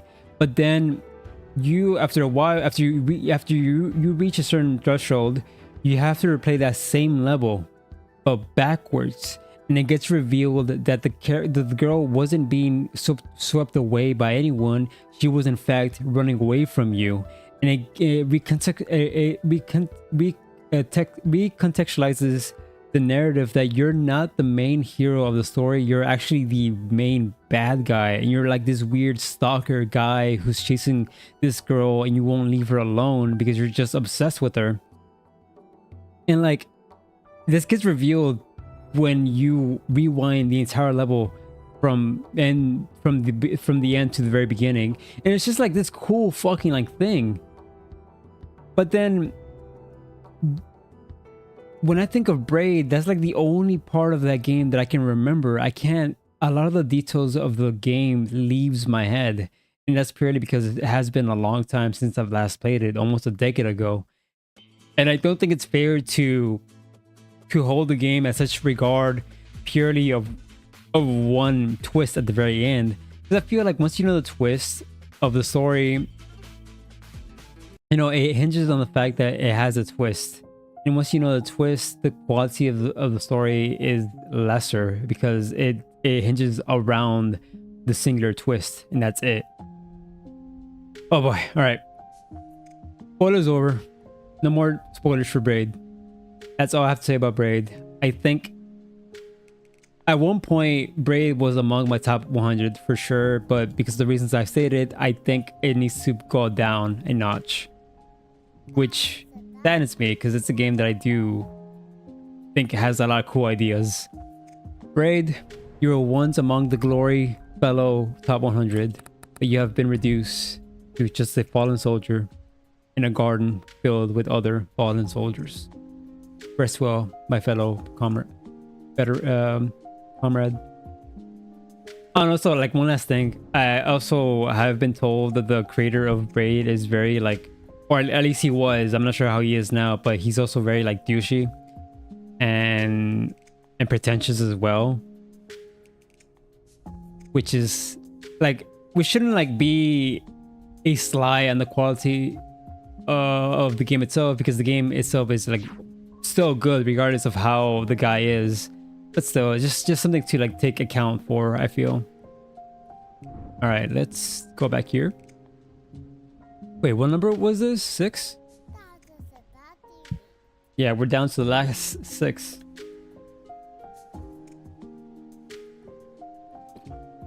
Damn, I've been streaming for 2 hours. We haven't even penetrated the top 100 yet. We're gonna be here all fucking night.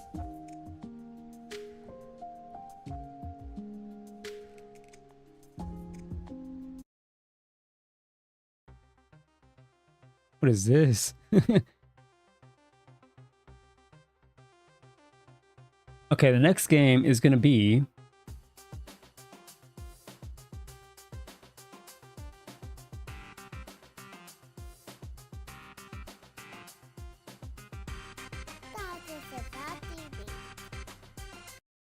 Is that... Wait, is that baby sound coming from music?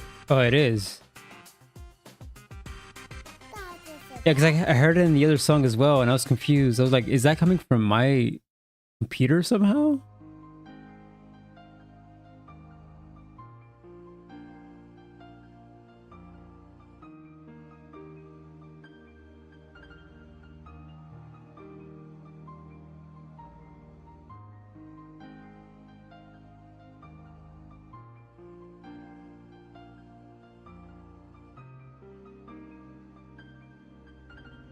I keep eyeing Genshin.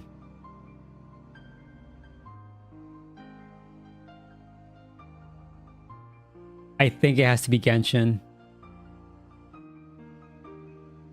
Which is insane because I really adore Genshin.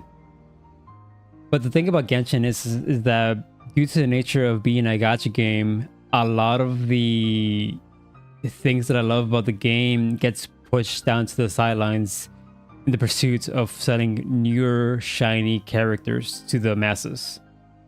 Which is like, yeah, it makes sense. That's the whole point of a gacha game. They're meant to constantly be reproducing new characters, more new units to sell to their audience. And that's frustrating to me as someone who's like really invested in the earlier characters, and for them to only be just sidelined for like the shinier, better, newer characters. But like,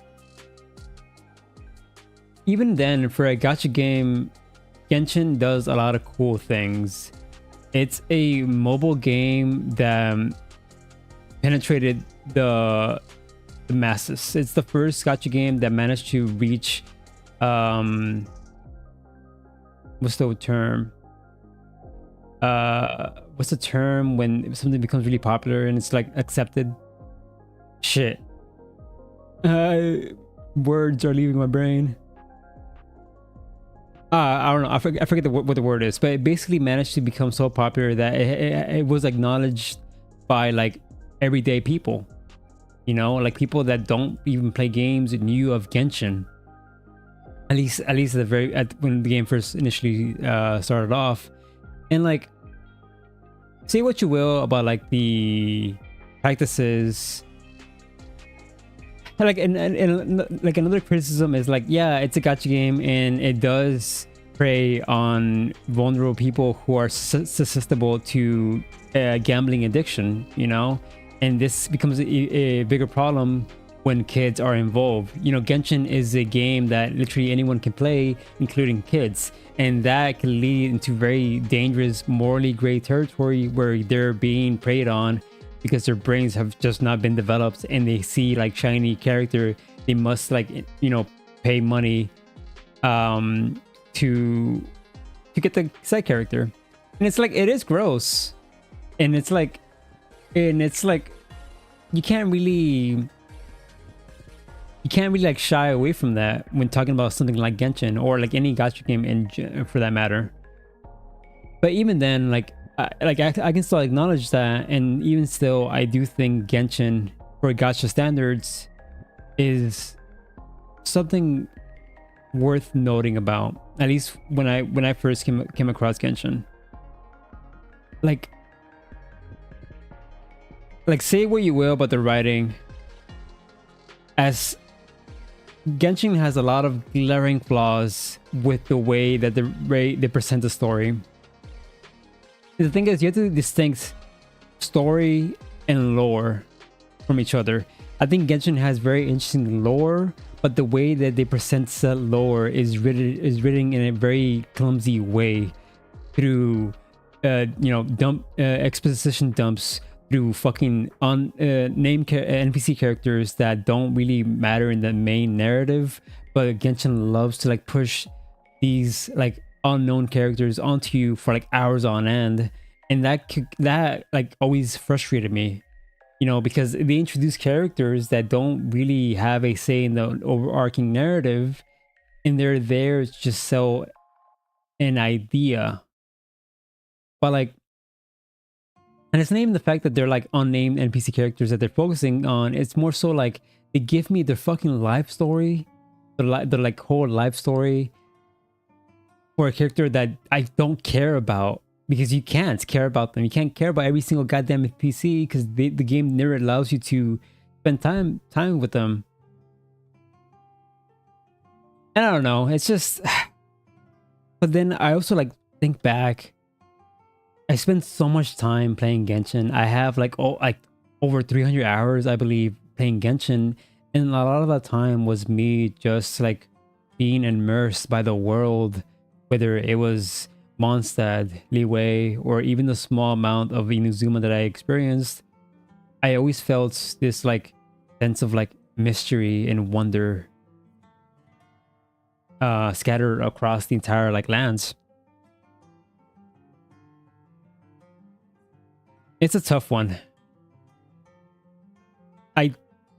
I feel strongly for Genshin, but as time goes on, I feel less and less inclined to both play it and be immersed with the community or the game itself.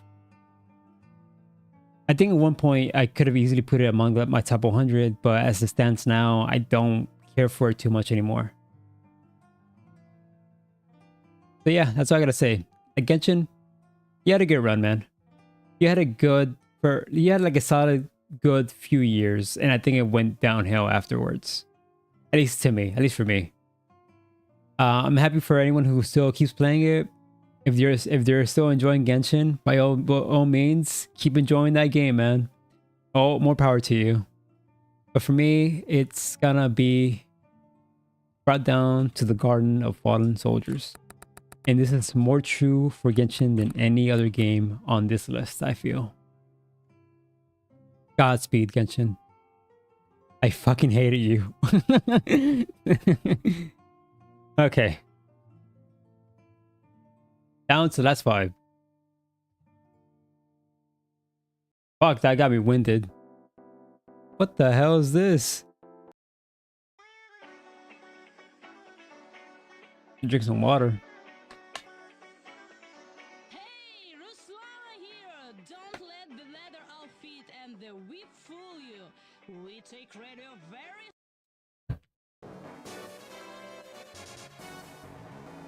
Alright, wait, what number are we in? Last 5. Oh boy.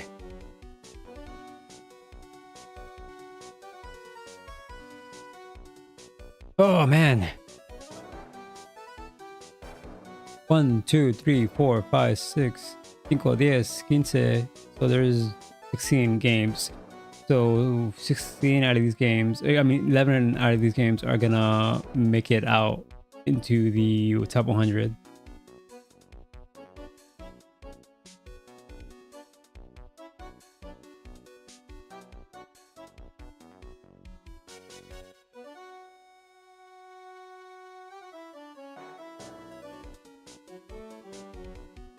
Okay, let me start like taking out games out the nothing zone into the actual list. As a matter of fact, let me do one more sweep. Just one final sweep.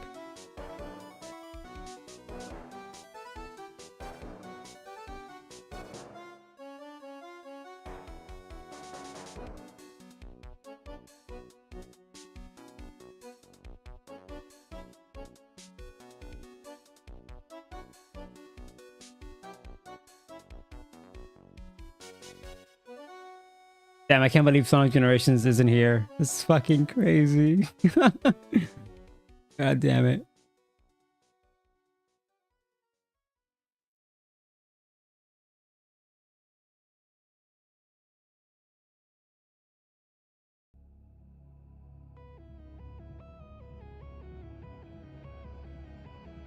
Jigaiden.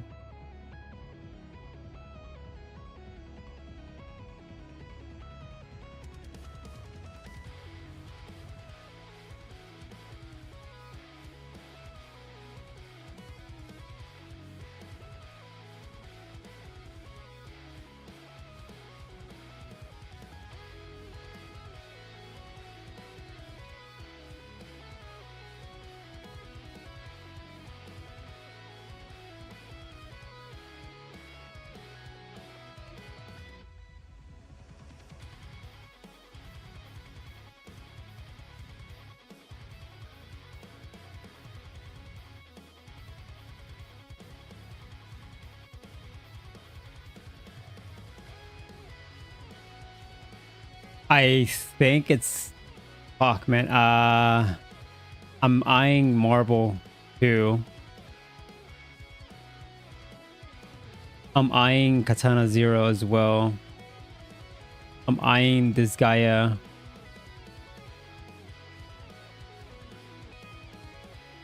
I think Mega Man X as well. I'm eyeing it.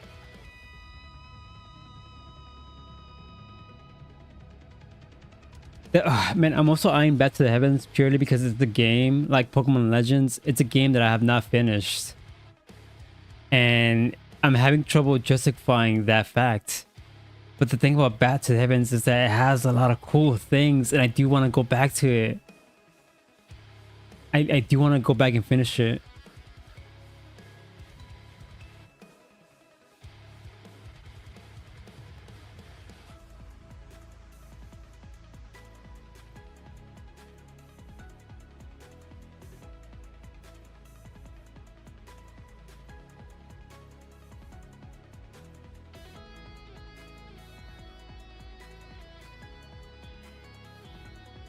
See, okay, this is the thing I was referring to. I'm having trouble deciding, should I focus on emotional attachment or should I focus on quality? I think the reason I keep thinking about this is because of Cold Vein. Cold Vein is like an awful fucking game, but Jesus Christ, man, there's something about it that just keeps calling to me that I can't explain. I don't think it deserves to be among my top 100.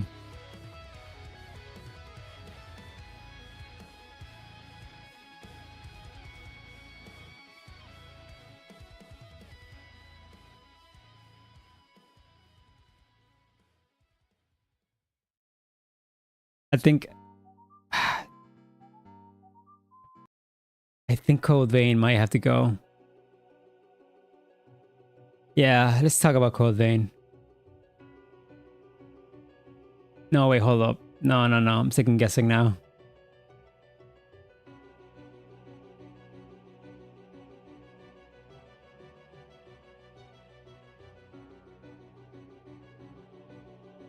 Yeah, let's talk about Cold Vein. I feel like Cold Vein is not gonna last here much longer anyways, so might as well just get out of the way.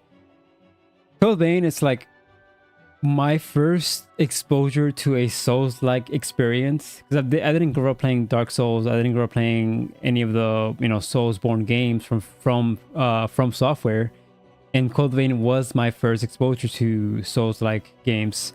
And like since then, I have played more Souls-like experiences, and I've come to like realize how poorly designed Cold Vein actually is. But even then, even prior to like playing other Souls likes, I still knew that Cold Vein was a flawed, broken mess because of the way that the levels are structured. Like those levels aren't great to navigate. You have like this shitty swamp area where your movement is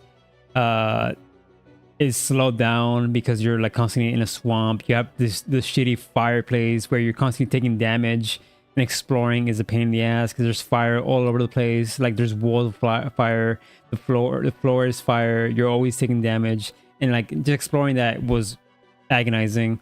You have like the white cathedral castle, where it's like a fucking labyrinth of floors. You have to like know how to navigate, or else you're just constantly going in circles, and just shit like that, man. You know. But then Cold Vein also has a cool like aesthetic that I completely adore. You have like these cool, edgy vampire like characters who have like a sense of belonging with one another. So like the premise of like Cold Vein, from what I remember, is a world that is devoid of like any sense of like normalcy. Oh my god, Doom music is so loud. And like humans have been, oh no, not this. Too happy for what I'm about to talk about. Yeah, I think that's fitting. Oh, Ender Lilies is like more somber. Humans have been demoted, well, demoted for lack of better words, to just being cattle. Because you have these, the main character, like you yourself and a bunch of other characters. I forget what the term is, but they're basically vampires that thrive on human blood, and without a source of like bloodstream, they run the risk of dying from thirst, because of the miasma. Hence why they're always carrying these masks to protect them from said miasma. But there's like an alternative to this. There's also like the blood that comes from the tree, I believe. Don't quote me on that, because you know it has been a while since I last played Cold Vein, so don't remember the details completely. And like, I don't know. It's like Cold Vein is just like a bitter. It's like a guilty pleasure of mine. It's not a great game, and you can like exploit the skills so easily. But the thing is, like, I like how like brain dead of a combat it is. It is a lot more hacky slashy than your typical Soulsborne experience. You can just hack at enemies without thinking and with ease. And and that's pretty thanks to the class system that has implanted. Basically, you have all these classes that change your attributes and how you like move in the overworld. There's like classes that focuses on raw strength. There's classes that focus on, you know, magic, essentially. Classes that focus on being faster.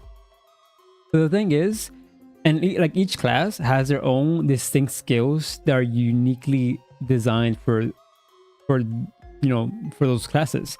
But the thing is, the more you use a class for a long period of time, the more you're able to like master skills for those classes, which in turn allows you to use those skills into different classes, which basically allows you to have this insane build of like a versatile skill set. And I thought that was awesome. Like, you can be very fast of a character, but you can also hit like a truck thanks to other skills that you may have. And I think that's like really cool. I think, but yeah, like Cold Vein is a flawed mess of a game, and I adore it. I adore its campy fucking story. I adore its edgy aesthetics. I adore the stupid fucking combat.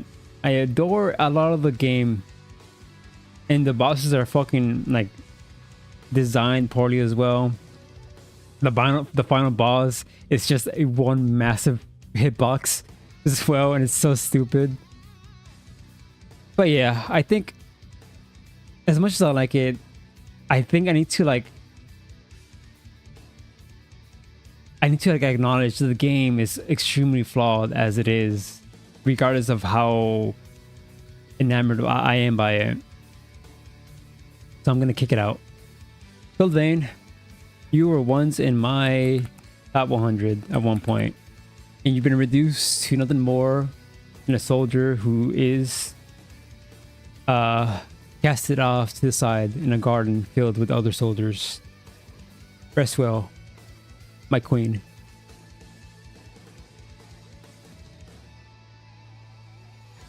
Down to the last 4, baby. And holy shit, these last 4 games are gonna hurt me like a truck.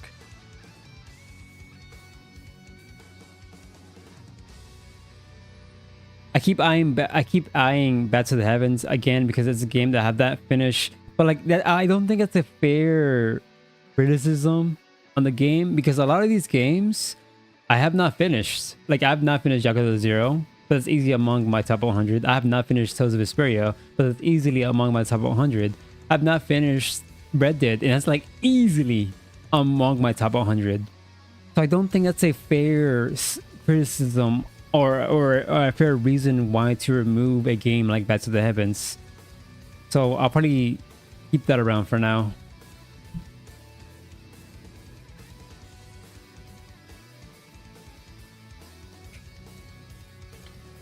God damn.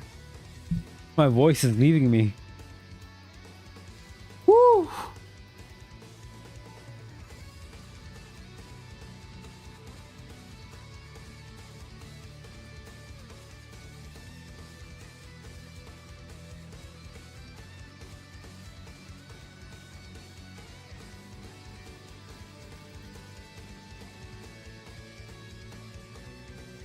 I didn't think, bro, I've been streaming for what, 3.5 hours? I mean, 2.5 hours? I didn't think I was gonna spend this much time on the fucking bottom 15. It's insane. I'm gonna be here all fucking night.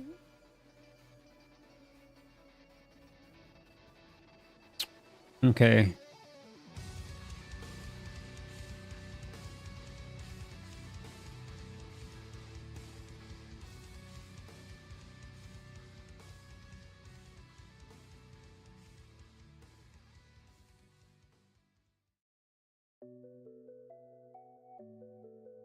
I think it's gonna be Mega Man X. As a matter of fact, you know what? Nah. Never mind. I was gonna say I might as well just line out the last 4 here, right here now. But I don't think I should do that just yet because I need to like think about them more deeply.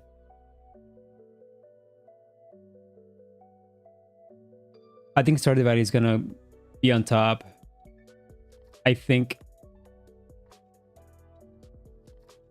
What else? Yeah. Yeah. Okay. I'm getting ahead of myself. I'm thinking it might be Mega Man X, but I don't know yet.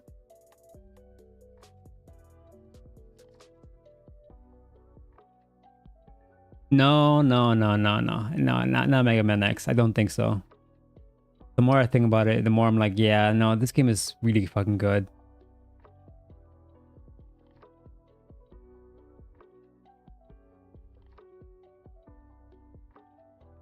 But then again, it's like, again, it's one of those cases where like it's a game that I really respect and it's designed like beautifully, but I don't have like any specific moments that I think about. Like nothing about it is, like nothing, there's no one part of that game that speaks to me aside from just being a really well designed game, you know?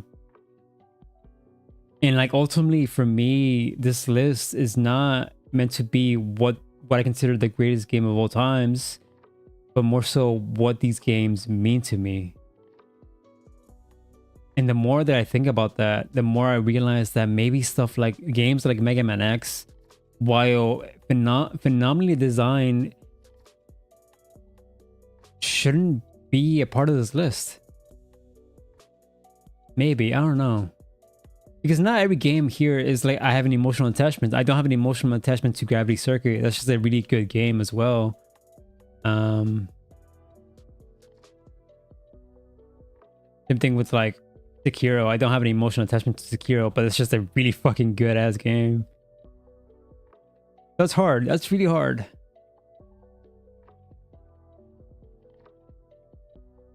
I do think I prefer Gravity Circuit over Mega Man X. And like that's like not a fair comparison because it has like what, 20 years on over Mega Man X. It has like 20 years of like 2D platforming Mega Man likes to take inspiration from. So I don't think it's a fair comparison.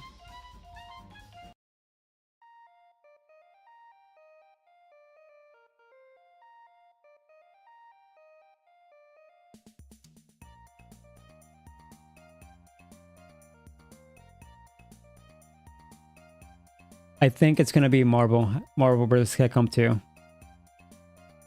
Marvel vs. Capcom 2, from as I think like I think it was my first exposure to 2D fighting games. I may be wrong about on this. I'm not entirely sure. Let me change the song. But it feels like it's, to me, it feels like it was my first time I played a 2D fighting game.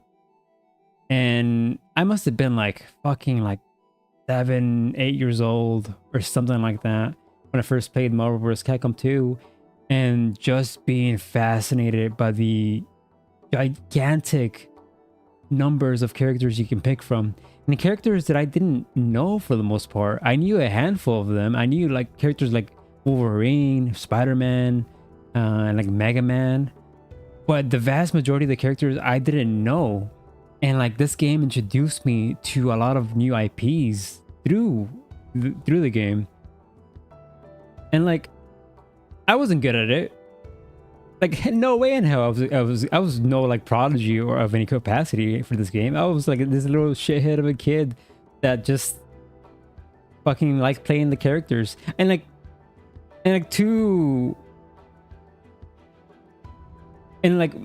characters that I will pick are considered bottom tier, at least from my understanding. The characters that I will play as were as follow: Mega Man, Roll, and Servbot. Not Tron with Servbots, just the Servbot itself. And the reason why I played these 3 characters specifically was because of their size comparison to the rest of the cast. I liked how small they were. I like how, like, compared to someone like Hulk or like Spider-Man or Wolverine or Juggernaut, these fucking like small little characters were just like fighting toe to toe with these hulkingly massive characters, and I found that hilarious. You know, like I always gravitated towards like the cute smaller characters in most games as a kid, and Marvel vs. Capcom 2 kind of allowed me to play as that. And like I wasn't good at it. I wasn't good at with those characters, but I just liked how like tiny they were. And it's like, I think my love for fighting games stems from my love from this game. But the thing is, it's like it's not my favorite fighting game either. And I don't know, wait, do I have a favorite fighting game here, or 2D fighter at least? I don't think I do. But if I had to choose, I think Marvel vs. Capcom 2 might be it. But I just, fighting games as a whole, I don't think it's among my favorite. And I wish it's mostly because I'm not good at them. Like, even though I've been playing fighting games for like the vast majority of my life, I've never had a knack for them. I never improved. I felt like I never really dedicated my time to sharpen my skills in the genre.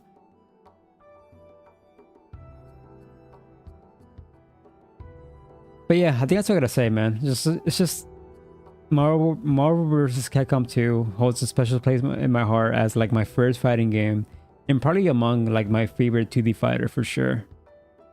At least at the top of my head that I can think of.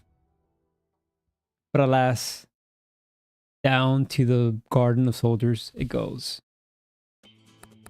Marvel versus Capcom. All right. We're down to the last 3.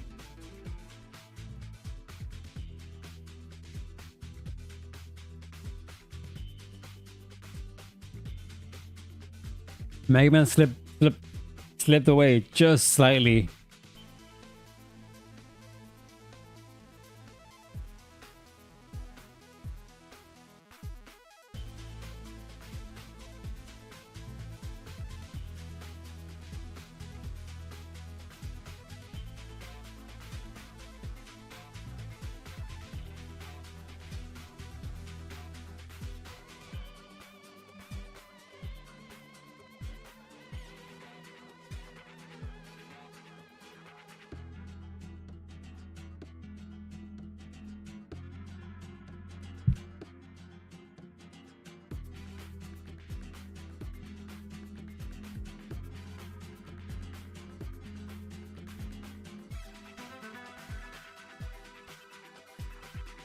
Damn, this is really hard.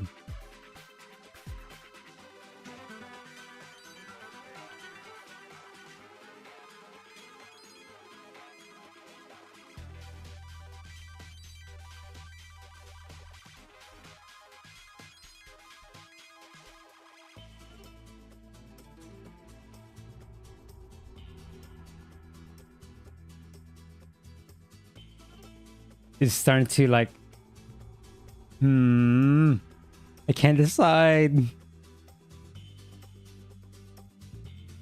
Also, my throat is like starting to kill me.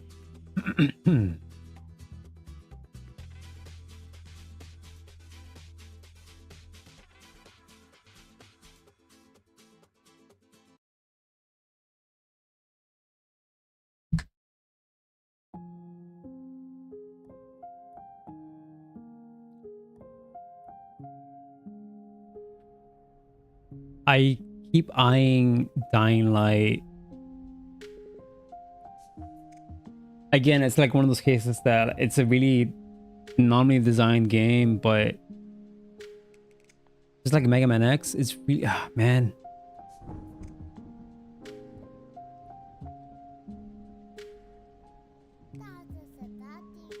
What is up with this song and this baby always coming up to the playlist? Hold on, let me change the shuffle. There you go, because I feel like it was broken.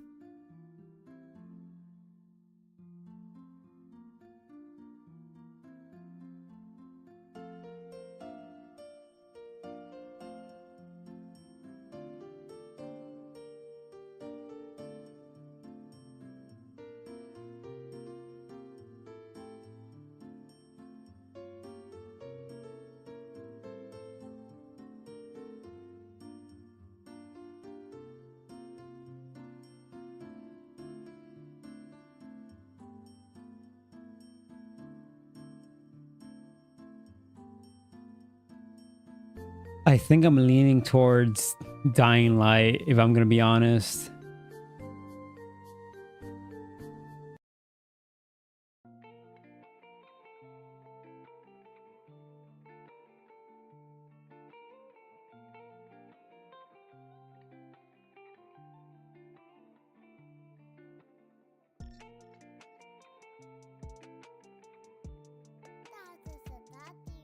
What is up with this baby? Oh, speaking of the devil, Katana 0. I think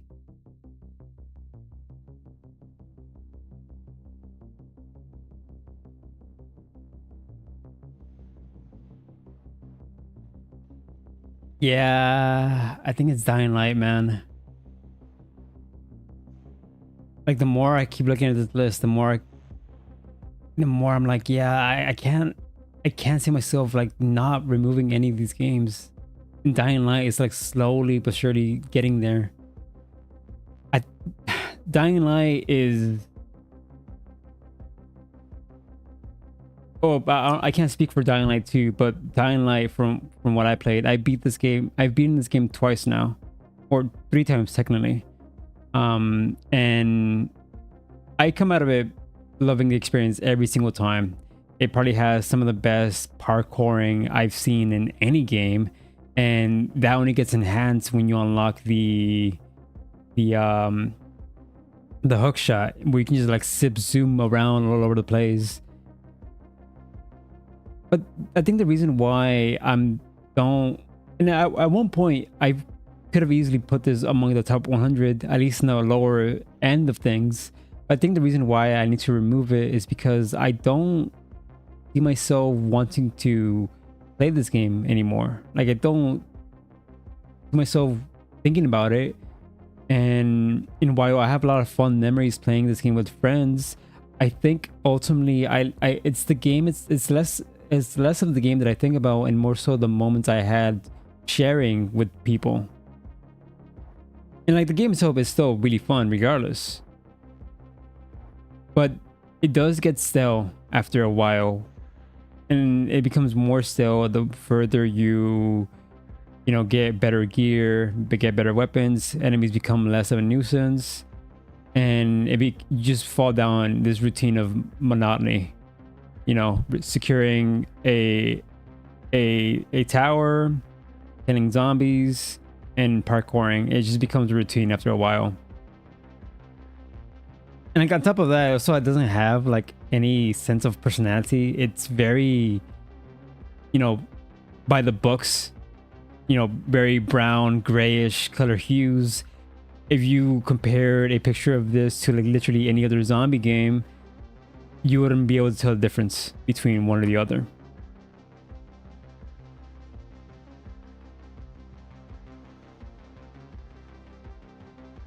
And like, I think that's all I gotta say. Like, I don't have an attachment to this game as much as I do with other games. And while it is a really well designed game, I think ultimately my emotional attachment to games outweighs any sense of objectivity. Dying Light, I love you as much as any other game on this list, but unfortunately, you have fallen down next to your fellow soldiers, down in the garden of fallen soldiers. And we are down to the last two games. And the last two games that I'm gonna cut.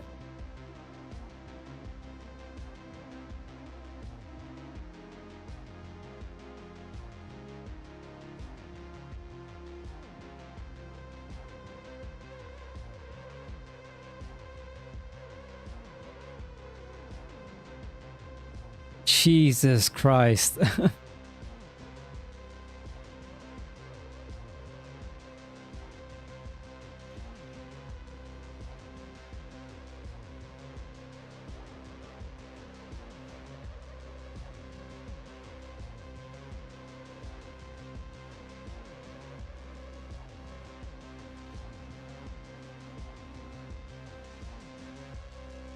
I didn't think Groove Coaster was gonna make it just because it's a rhythm game, but the more I think about it, the more I'm like, yeah, that game fucking slaps. Okay, I need to like narrow it down.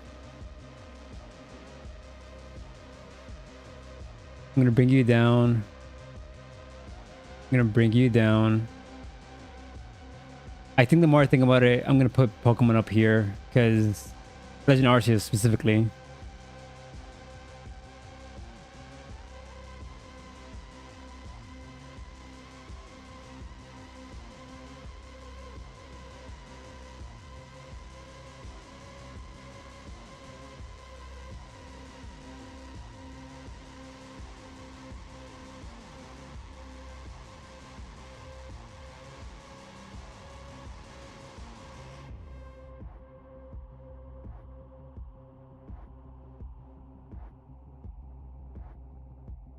Holy shit, dude. This is tough.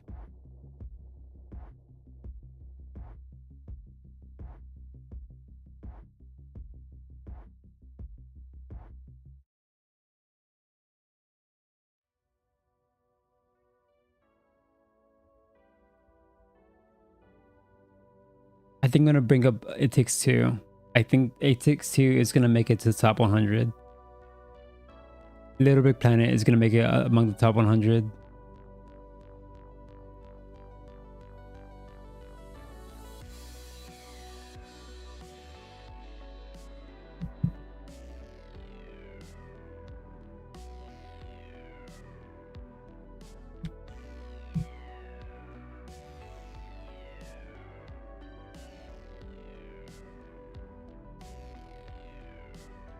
I think it's gonna be Katana Zero. Like the more I start to analyze these games, the more I realize that Katana Zero is like a one-trick pony. Like once you experience it once, that's pretty much it. You don't really want to experience it again. And that's not to say like the game itself is bad because of that. I think there is a replayability, a level of replayability to this game for those that want to speedrun it, but you can argue for that for like literally any game, you know? Katana Zero is this beautifully pixelated game of a samurai who just feels disconnected by society, being this like victim of war and just trying to readjust himself back into society. And the way that he tries to do that is by consuming a lot of unspecified medication that kind of eases his PTSD in a way that's manageable. And his PTSD manifests itself in this weird time manipulation form of reality where he sees different outcomes and different possibilities that he's able to change. Sometimes he himself being affected by different outcomes, like being stabbed in the chest or something like that.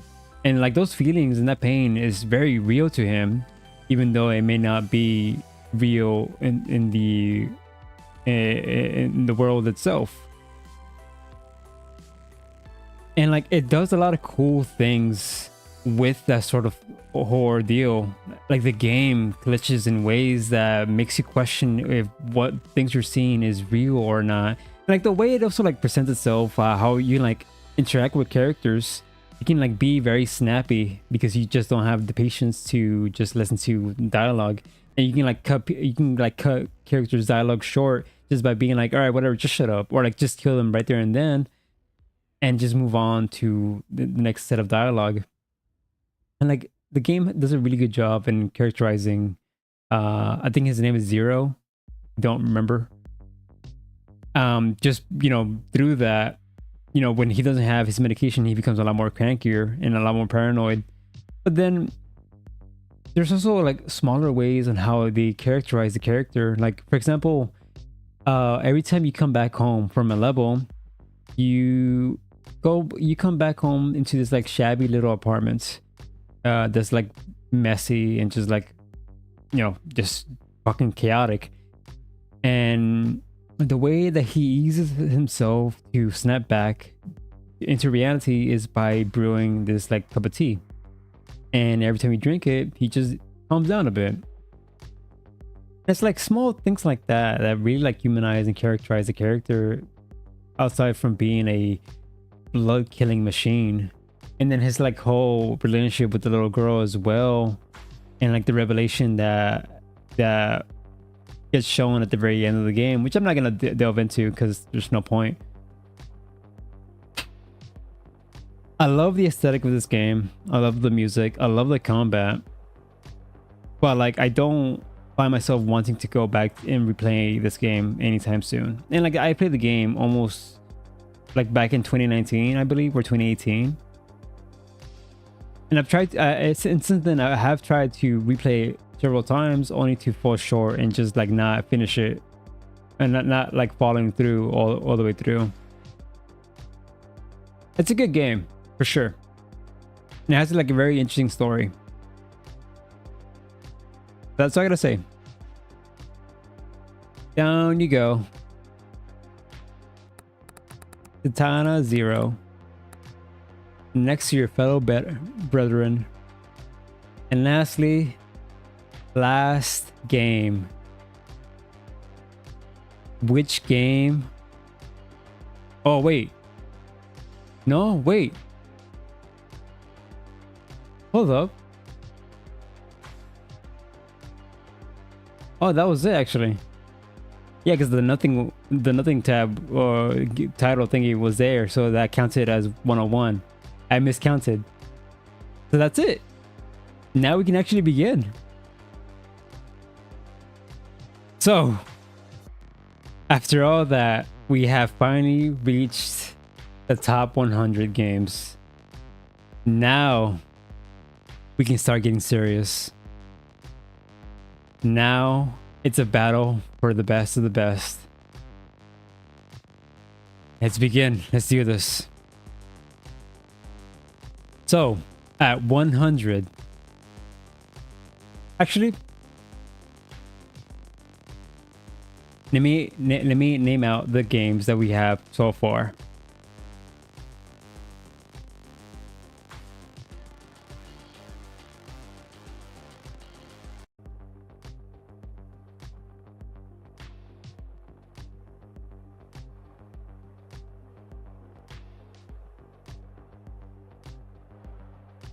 Testing. Actually, as a matter of fact, whew, let me take a little break.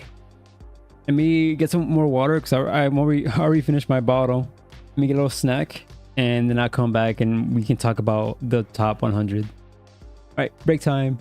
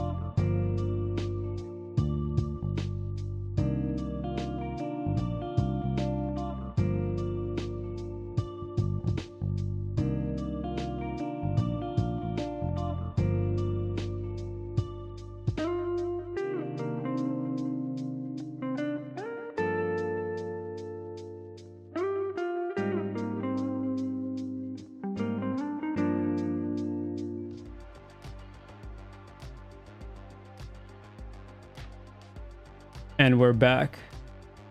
Take a little break. Some water. Got another banana. I got some pan. And we're gonna resume. My throat is like aching at this point. I don't think I've spoken this much for this long period of time, non-stop. So I'm kind of worried that I'm not gonna make it to the very end, but I'm gonna try my best. We'll see how things work out.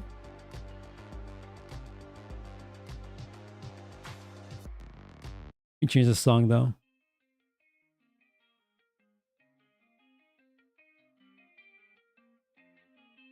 I'm gonna shuffle it one more time.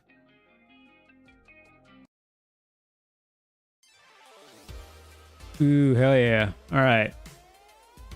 Now we gotta decide what our number one game is gonna be. The game is gonna dictate the beginning of our journey. The beginning. The valley of sacred beginnings, if you will. I think it's gonna be pretty easy for the first like 10 games, because I already order the ones that I feel that should belong in the lower end of the list. Oh, but before we begin though, let me find a cool song. Yeah, this will do. All right, let me pause this. Before we begin though, let me name out the games that we have, our nominees, our 100 nominees. The true final battle royale, the one that we've been waiting, the thing that I've been recording for 3 hours is now finally beginning, and it only took 3 goddamn hours. So our real true nominees that we have are, how loud is this? Sounds like nothing.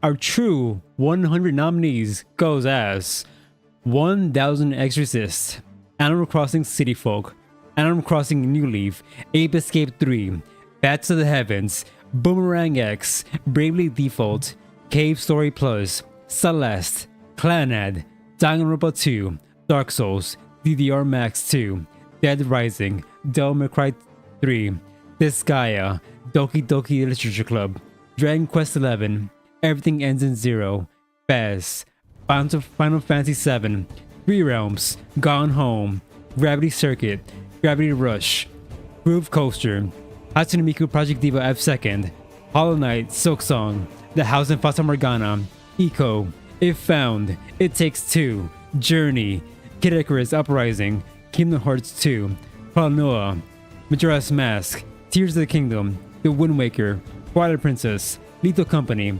Limbo, Little Big Planet, Luigi's Mansion, Mad Rat Dead, Mario Kart Wii, Mario Party 6, Mega Man X, Metal Gear Rising, Minecraft, Me-Side, Monster Hunter World, Mouthwashing.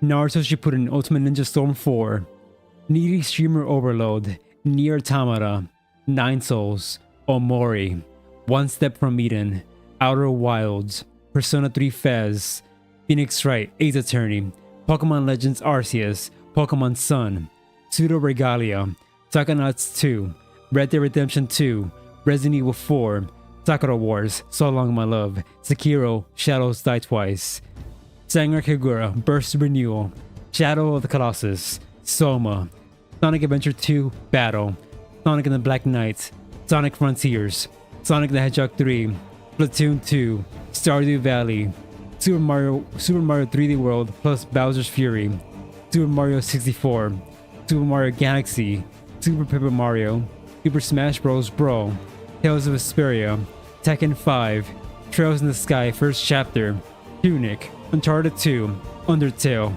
Unsighted, The Witch's House, The World Ends With You, Xenoblade Chronicles, Yakuza 0, A Year of Spring, You and Me, a love story, Your Turn to Die, Yuminiki, and 999. These are the games that will be among the top 100. Now, this is where the real true shit starts. God damn, this song fucking came in clutch.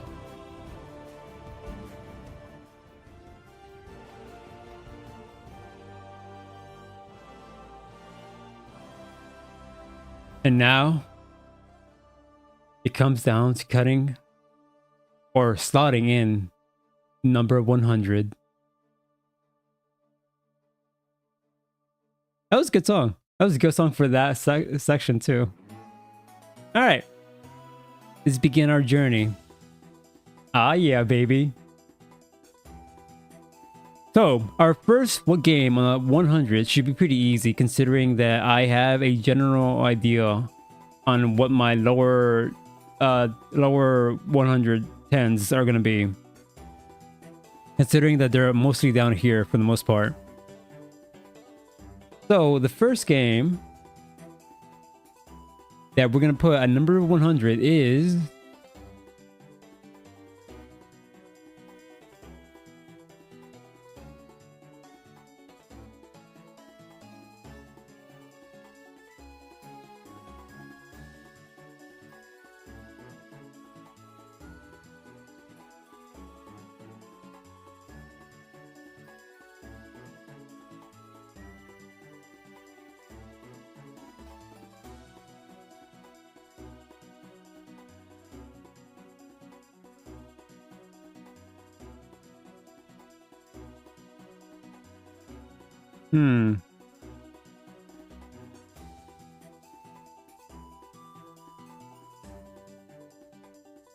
And to preface, this list is subject to change. This is not a permanent thing. These games can change at any given time. Hence why there's a position tab column thingy. I think the first game that I'm gonna put at number 100 is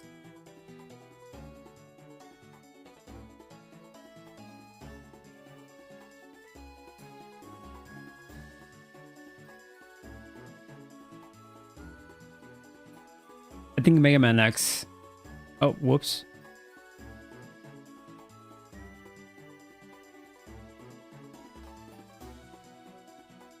Mega Man X. So, Mega Man X, I didn't play growing up. Or, as a matter of fact, I didn't play Mega Man games in general growing up, with the exception of like Mega Man X7, I believe.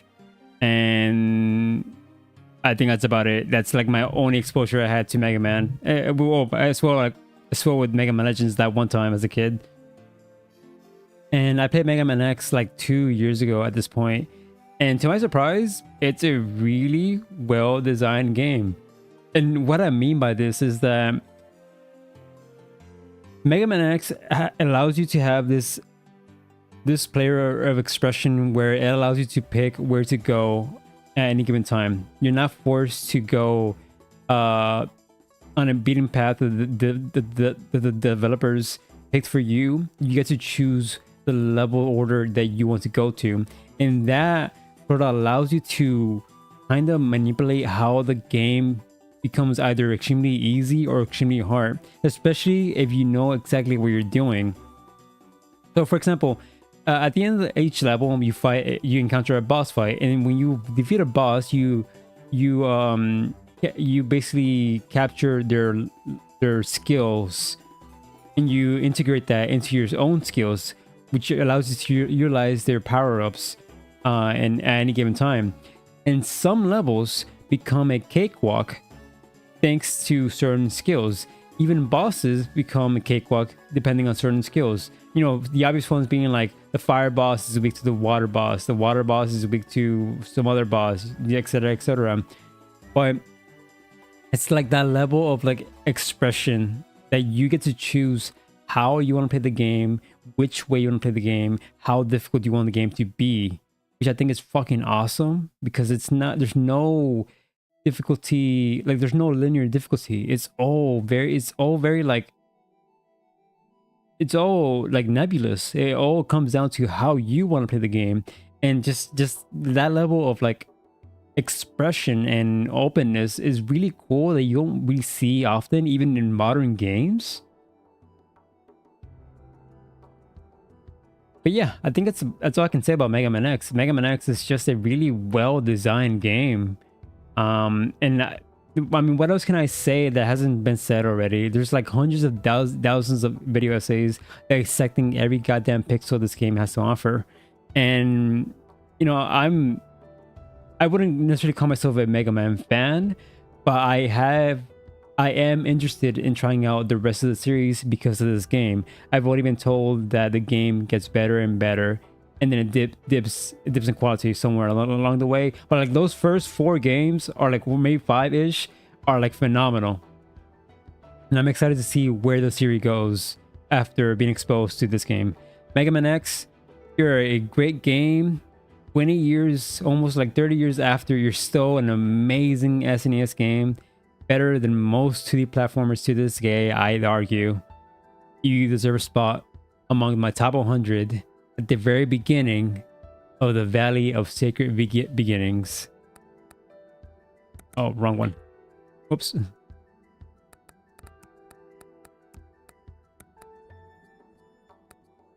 And all these I'm gonna, you know, fill in on my own time because it's just gonna take up way too much time. So don't worry about that. All right, that's Mega Man X out the way. 91 down, 99 more to go. So the next game I'm gonna cut out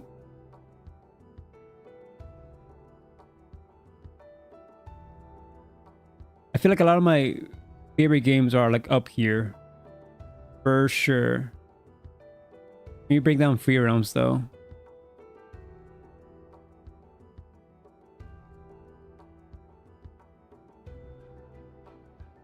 Let me bring down Limbo.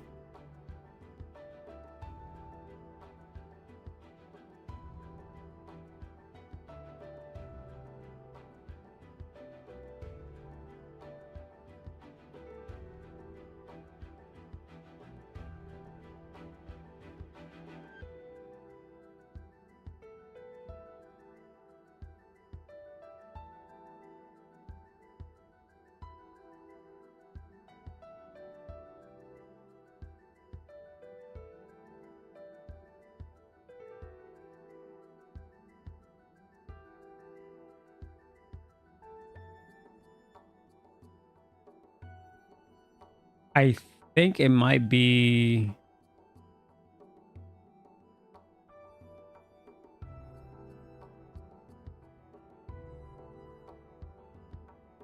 I thought this would have been a lot easier, but no, it's getting there.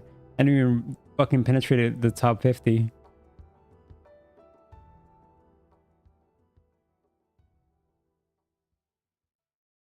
I think it might be Pokemon Sun. The more I think about it, the more I'm like, yeah.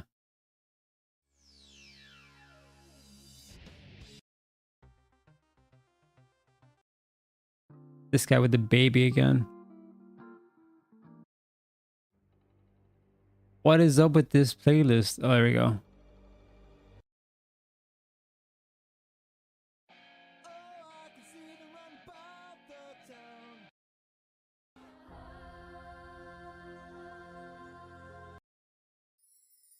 You know what? Me...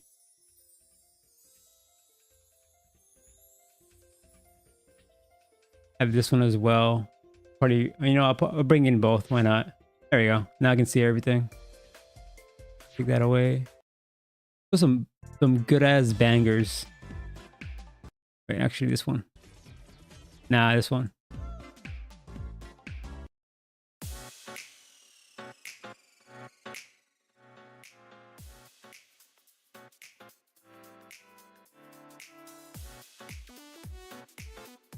All right. So let's talk about Pokemon Sun. Pokemon Sun, while not my first exposure to Pokemon games, my first Pokemon game that I played was Pokemon... wow, this is really loud. Was Pokemon Sapphire on the GBA, but I didn't really play that on my own. I just played it on my brother's completed save file. and the only way for me to experience the beginning portions of that game was to basically start a new save file without overriding his pre-existing save file. So I would like basically replay the game over and over and over and over and over and over and over. But that being said, that we're not talking about Pokemon Sapphire. We are talking about, what is this music? We're talking about Pokemon Sun. Pokemon Sun, on the other hand, is probably, I think, my third or fourth Pokemon game that I played, or at least mainline Pokemon game specifically. And it's like the first Pokemon game where I actually gave a shit about the story. And it's funny to me because a lot of people like to cite Pokemon Sun as being boring because it has a boring story. But to me, the story was like the most captivating part of this game. And it's like insane to me that people criticize these games because of the narrative it had. And I think it's like fair considering that people come into Pokemon less so for the stories and more so because they want to capture, you know, these monster creatures and raise them and see their evolutions and battle other trainers with the Pokemon that they train. That's like the main appeal of Pokemon. That's always been the main appeal. That's been the main core design choice of Pokemon. But like Pokemon Sun, like something about those characters just resonated with me so much that I to this day still think about. Like Gladian, Lily, and Lucamine, specifically those three are the ones that really carry this game for me. And then you have like other other characters like Guzma, who's like this dorky ass like gang leader wannabe gangbanger. But he's like this, you know, dorky outcast that just wants to be accepted and have a sense of family and belonging in society. And it has like this also, I'm not sure how spoiler I should get or if people even care about, but just in case people do care about, I'll put a spoiler warning. I'll put a spoiler warning and just talk about the spoiler for a bit.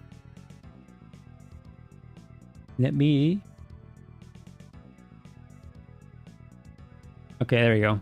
So spoilers for Pokemon Sun coming up in 3, 2, 1. So it does this cool what's the word? What is the word? Reverse? No. I forget what the word is, but basically the description I'm trying to describe is that it plays with your expectations in a way that the antagonists of the stories aren't the team villains that you typically would see in most Pokemon games, because typically most Pokemon games have like a team that consists of the villains, like Team Galactic, Team Rocket, Team whatever the fuck, Team Flare.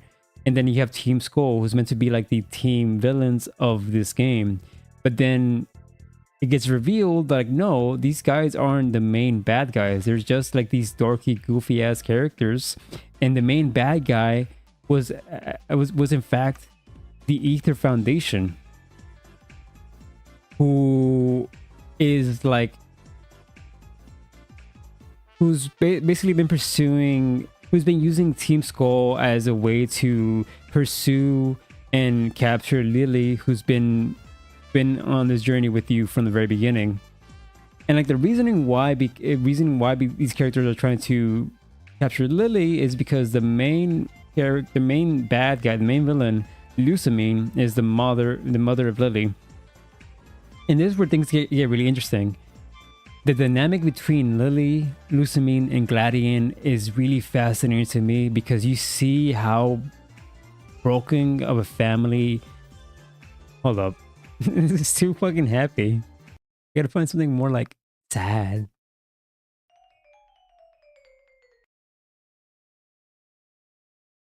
Like you see how this broken family who only knows the way of like researching like super beasts or like dimensional beasts or whatever are like falling apart. And you can see this so clearly with the design of the characters as well. Like think of like Lusamine. Actually, as a matter of fact, Pokemon Lusamine, Gladian. Think of like let's look at these characters. What is up with this baby all the time appearing in this goddamn playlist? Like let's look at these characters. So currently, you can't really see Lily all that well in this picture because he's overshadowed by the Hyper Beast or whatever it's called. But like take a look at the design for these characters. You have like Lily and Gladian, who are meant to be basically like a miniature version of Lusamine. And the way that this gets expressed is via their hairstyles. Lily in particular is meant to be like a mini Lusamine in a sense. And the way her hairstyle is combed is meant to be a reflection of like how the dynamic of these characters plays out. Lusamine is a controlling mother, and she sees her children as nothing more as like subjects essentially. And the way that this gets conveyed is like think on the evolution of Lily's design, how she starts off having this like meek attire, or not meek, but like this attire with this long flowing hair, which meant to like be almost a reflection of Lusamine's long flowing hair. And then in turn, when she gains confidence later on in the story, she puts her hair in this like ponytail style, almost to be like a rebellion of her mother. Like she's basically grabbing a hold of her purpose, grabbing a hold of her destiny, grabbing a hold of her identity in small ways, like putting up her hair in a ponytail. And this can even be said through Gladian. Like the fact that he has a polar opposite color scheme to that of the Ether Foundation, also, almost as if reclaiming that no, I am not your little pet. I am my own person. I will dress the way that I deem worthy, or how I want to dress. And he does so by having these polar opposite color to that of the white Ether Foundation. And it's like, yeah, he's meant to also be like a team of part of Team Skull, but it's also like symbolic to how these characters rebel to their mother's control in small ways. Because at the end of the day, they're children, you know, they're only able to do so much. And the way that they try to reclaim their lives is by changing how they get controlled by their mom in small ways. And I find that really interesting, you know, like something that you don't really see in stories for Pokemon specifically. Even like Gladian's hairstyle can be argued that it could be combed almost similarly to that of his dad. His dad being the one person that caused Lusamine to fall down into this pit of despair, into the person that she eventually becomes. And that could be like the Gladian's hairstyle can be emblematic of Lusamine's sanity losing his grip, and maybe even like forcing him to have this hairstyle to be to resemble that of his, you know, loving husband, just to like, I don't know, to weird like psychological things, you know, occurring.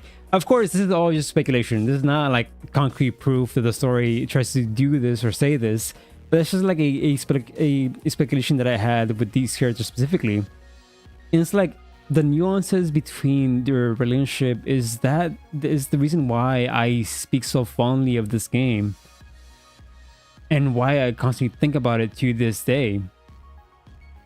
It's like, yeah, I think a lot of people can relate to that that dynamic, you know, having a very controlling mother and letting them dictate how to live your own life. And sometimes it's not always as like apparent as the way that Lusamine is portrayed. It can be in very small ways, and it can also be expressed in a non-toxic manner, and it just comes off as like, you know, as a mom trying to be endearing and caring, but it ultimately comes off as controlling.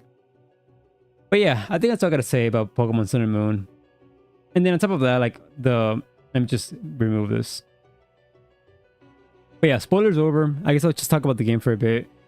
And then you know, aside from the story itself, it also has like really phenomenally well made music. You know, Team Skull having the little rap theme song, or like Guzma having his little a better rendition of the Team Skull theme song. And I like how the gym battles were structured as like islands that you need to explore and like solve their puzzles, instead of like the whole island becomes a gym battle for you to explore essentially. And I find that really interesting, and I find that it gave the gym leaders time to shine a bit more than the average gym leader in previous games, or at least the ones that I experienced. But yeah, I think that's all I gotta say for Pokemon Sun. Great game. Ah, shit. I closed down the page.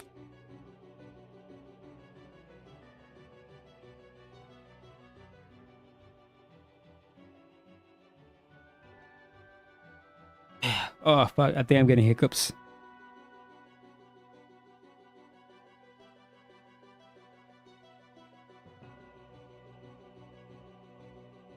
Oh, man. I hope I'm not getting hiccups. Give me a second.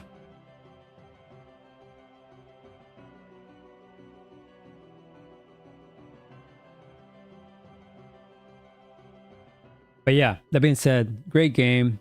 I think about it a lot. I have fond memories with it. I don't really see myself playing it anytime soon, but like, you know, it's there. I haven't experienced the ultra versions of the games, so maybe I'll probably try that out sometime soon in the future. Who knows? But that's Pokemon Sun at number 99. All right.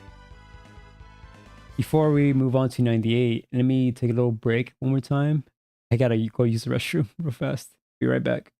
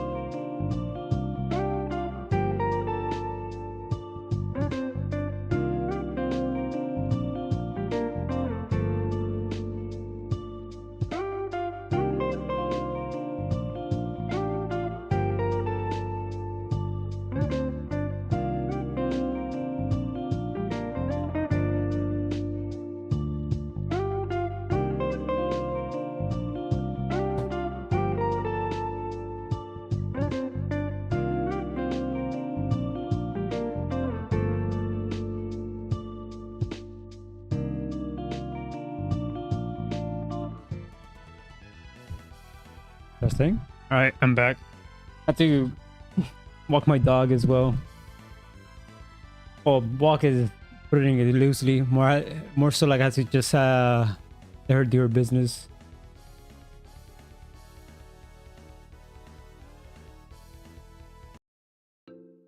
All right. So where were we? 98, I believe.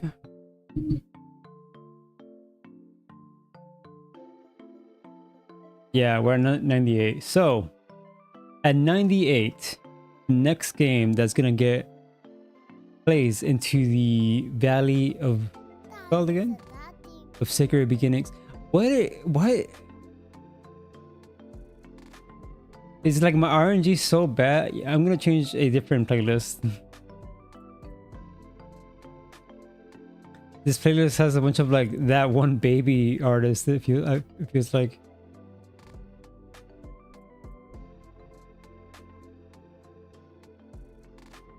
This one.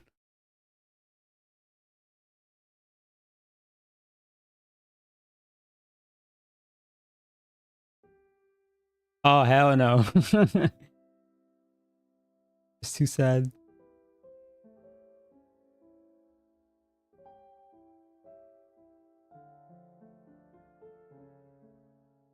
What about this one?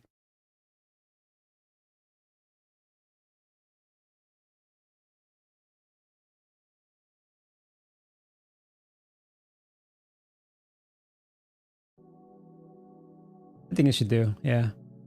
So number 8.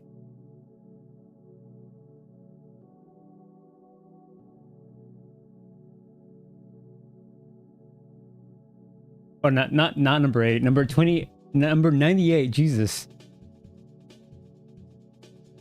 Our 98th game is going to be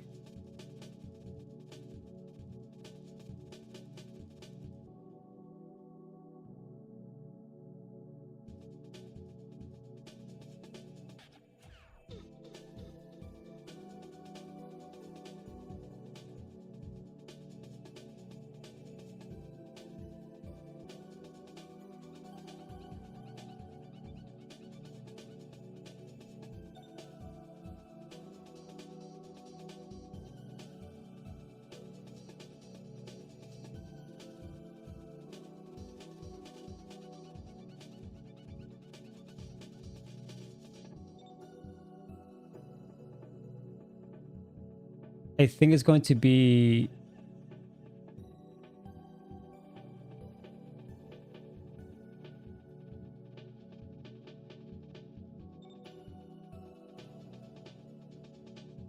I think it's gonna be Lethal Company. Yeah, because I can't see myself putting Lethal Company any higher than 98. Lethal Company is a fucking gem of a game. I didn't think I was gonna enjoy it as much as I thought I did, and the thing about Lethal Company is that the game can be played either with people or by yourself, and they're both valid experiences. Because a lot of the problem, the biggest problem with these like multiplayer friend focused games is that sometimes the single player experiences tends to hinder in like dip in quality because of the fact that the developers focuses more on the fact that they want the game to be played with other people, with friends. And like the company is a game meant to be played with other people, and you have a great time, and it's fun, and it's so funny just hearing all your friends dying, and it has like this reverb effect as they're like falling to their death, you know. It's hilarious, and it just creates all these interesting, unique, funny moments with your friends. But then on the opposite side of that same coin, the game can genuinely feel terrifying when you're playing by yourself. When you play the game solo, the game no longer feels like this goofy comedy game. It becomes a nerve-wracking, dreadful horror game where you feel that anything could be lurking in any given corner. And when you turn around and you see something like the Kraken just waiting behind you, it genuinely frightens you, or at least it frightens me. And that's like so cool the fact that the game manages to be great experiences for both formats. Something that a lot of games aren't able to do, you know? Like think of something like warning. Content warning is almost impossible to play solo because of the way that's designed, the way that it's structured. You at the very least need to have one more person with you to get the most out of that game, you know? And it's not to say that you can't play solo, but you won't get the same experience as if you're playing with other people. Lethal Company, there's no such thing. The game is valid both ways. And I think that's awesome, you know? And then on top of that, like the modding community, while it's, you know, detached to the quality of the game itself, it's really cool. Like the modding for this game is really fucking awesome. And yeah, that's all I gotta say about Lethal Company. Just this weird, wacky ass game. Funny as hell, but also simultaneously scary as hell. It deserves a spot among the Valley of Sacred Beginnings at number 98.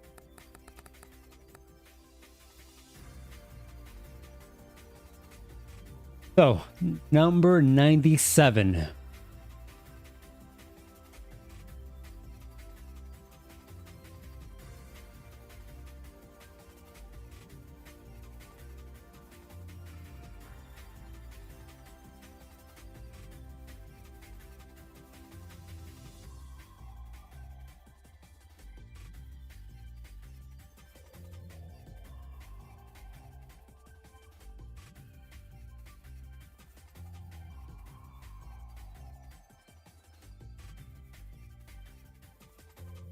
I think number 97.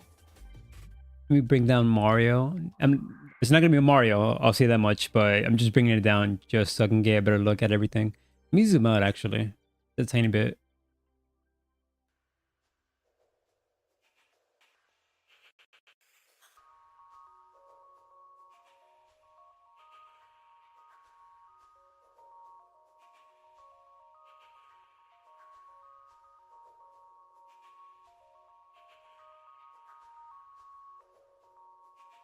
Let me bring this down as well.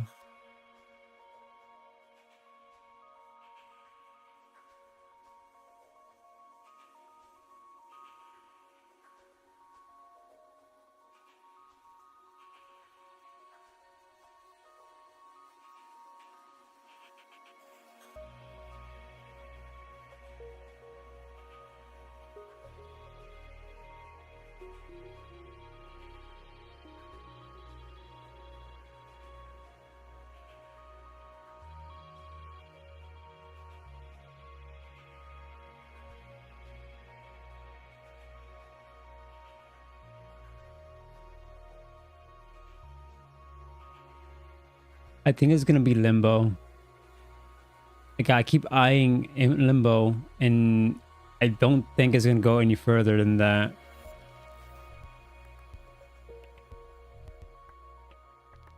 Some people like Limbo, some people prefer Inside. I like both games, but I am in the camp of preferring Limbo over Inside.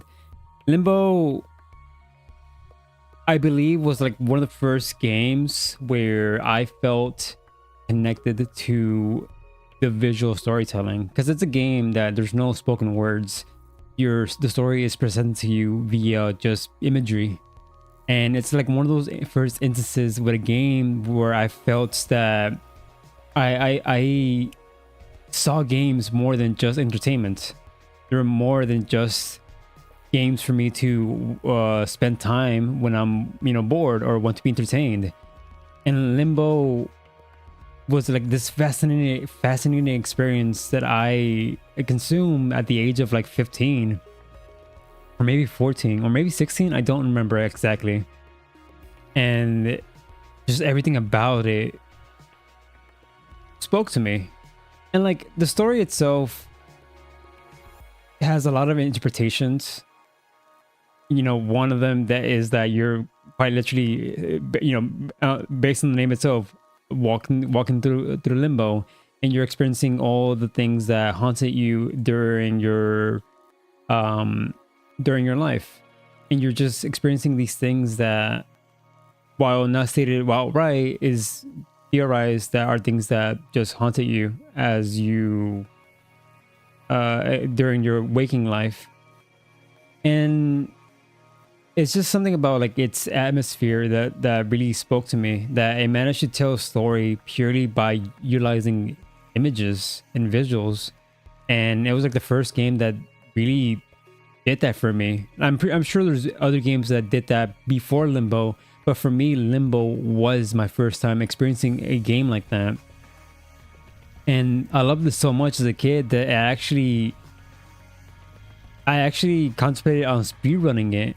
Like, because one of the trophy, I played this back in the Xbox 360, and one of the achievements consisted of finding all the little worms that you're able to squash throughout the levels.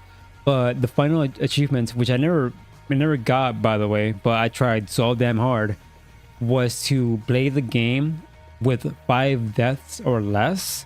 And this caused me to basically learn the game back and front and just know where to go, how to get there, how quickly to do certain things. And it basically instilled this like speedrun mentality in my head without actually actively trying to speedrun it. And you know, it was just like the first time I got to experience something like that. It's just a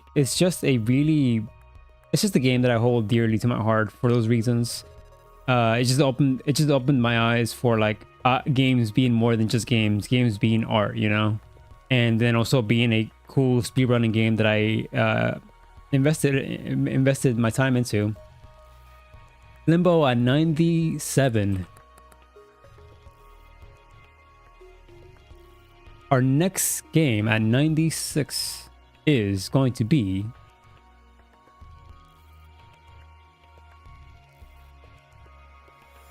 testing. All right, just seeing if I'm recording everything. Yeah, I've been streaming for 4 hours. Yeah, at this point, I might as well just be here all night.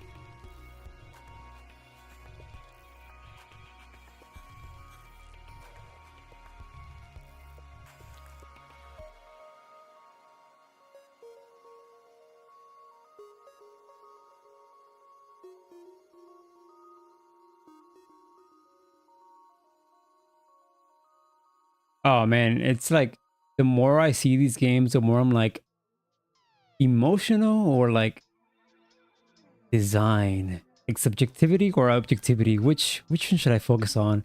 And the one that really stands out to me the most right now is Gravity Circuit. I'll put it down here. Is this Ape Escape, by the way? I think it is. Oh, it doesn't say the game's name. Oh well, whatever. Pretty sure it is Ape Escape though.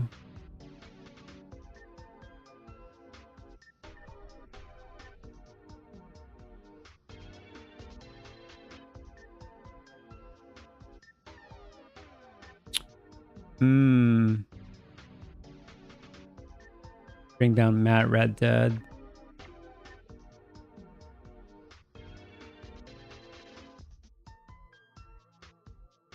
Let me see how the audio sounds on stream real quick before I start moving forward. Since I changed playlists, so I'm not sure if the audio balancing is good. This is why I need someone to like check on my stream every like periodically.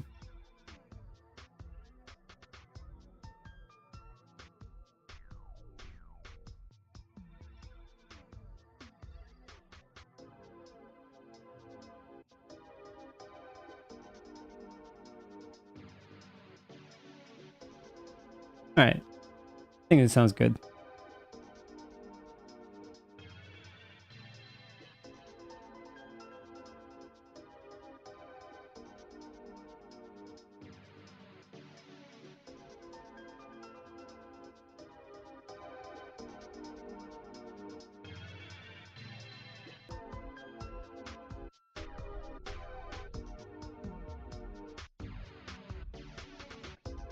Wait, what number are we in? 96. Oh boy.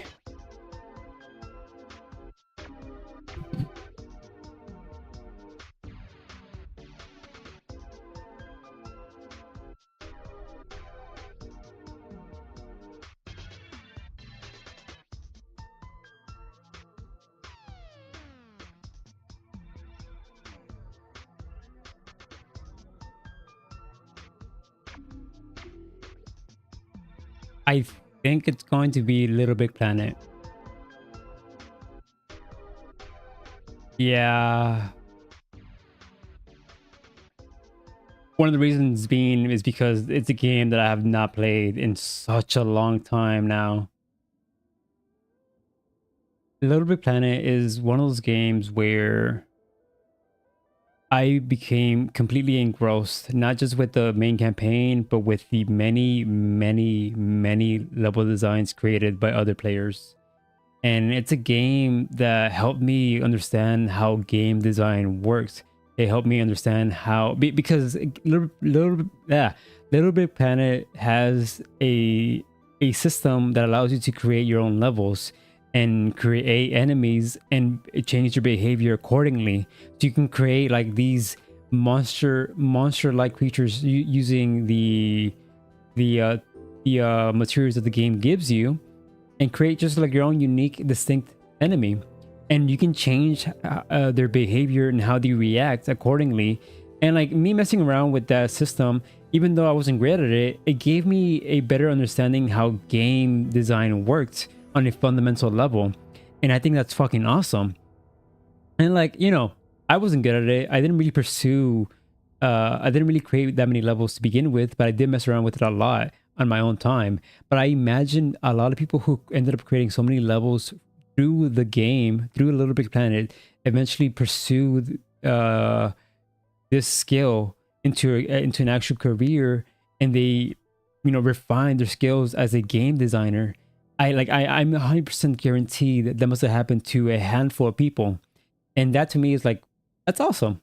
A game that's able to not only give you a good time, but also give you the opportunities to express yourself in things that you love. In this case, game designing.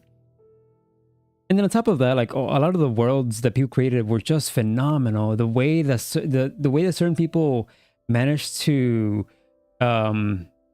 what's the word, manipulate how the game is structured in cool different ways that the game was never meant to be played as or designed in mind. Like, for example, I remember playing this one map where, so the way that Little Big Planet is structured is that it's a 2D platforming game, but some people push the limitations on what you're able to create, that some people even created like first person experiences, or like this top down kart racing game. And it was just wild to me that the game felt so different from how the game was originally developed, you know? And then on top of that, it also has a style and so much charm and personality. Like, the levels are all using like cardboard design with stickers into them to give this illusion of like, let's say like a mountain. It's like a cardboard shaped as a mountain. It has like a sticker of grass to give the illusion of being like a mountain of grass. And it's like that charm. It's like slewing. It's like all over. It's like slewing all over the place in this game. And then you're also able to like you're also given a lot of player expression to customize your main HUD area, where it's just like the PS3 controller, and you're like in the spaceship, and you can like decorate it with stickers that you acquire in different worlds. And even then, you can also acquire stickers that other people uploaded into the game for you to use in your own like world, which I thought was awesome. I just remember like I remember one of my character designs, because you can also save like presets, and one of my character designs was just like this googly eye monster freak. And I just like basically glued a bunch of googly eyes on my little Sackboy avatar, and it was like wiggling around. It was so funny and hilarious. And like the physics of the game is like really, really fun as well. But yeah, that's all I gotta say about Little Big Planet. It's just an amazing 2D platforming game. The platforming aspect of it may not be for everyone. It may feel a bit floaty and slippery for some people's liking. I personally didn't mind it.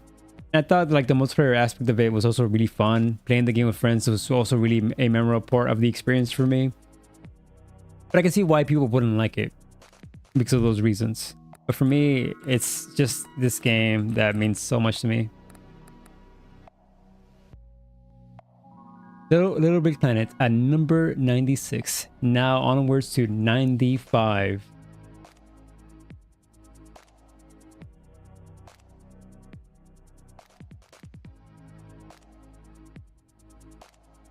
Let me bring down Mario Party 6.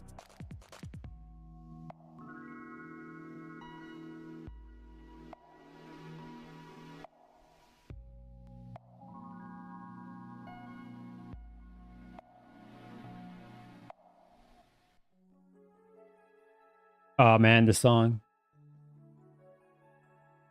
The song brings a tear to my eye.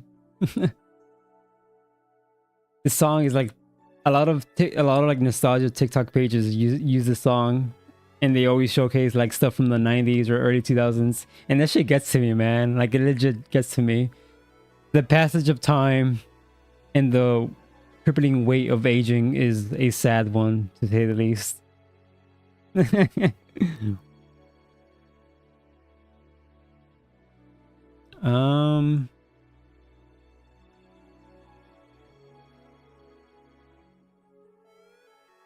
Oh no, it's too sad. I gotta skip it. I'm gonna cry.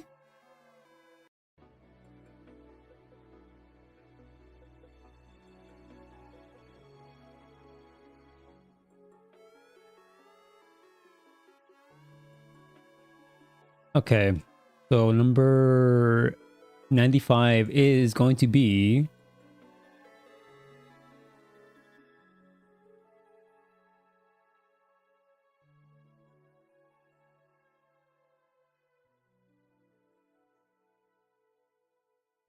I keep eyeing Back to the Heavens, which is like, oh my god, this is loud.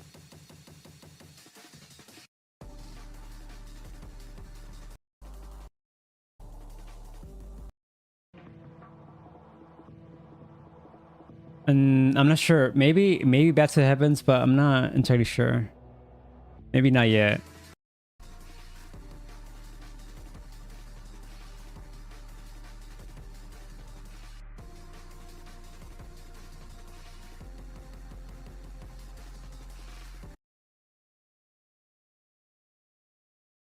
Oh, but this shit doesn't have copyright music. It might actually.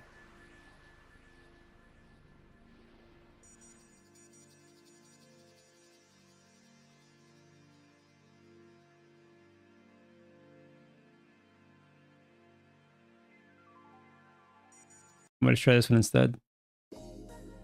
Oh yeah, baby. My kind of music.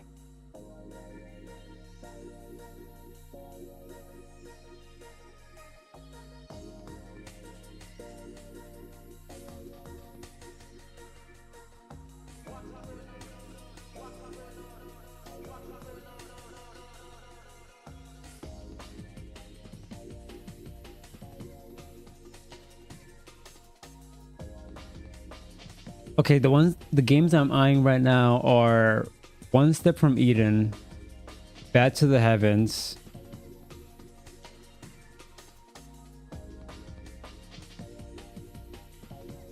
I think that's it. Oh no.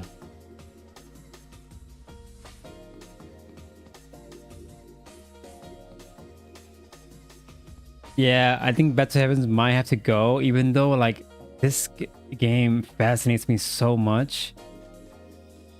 But like the fact that I haven't finished it, I think it's gonna like bring it down to what it is currently. And who knows?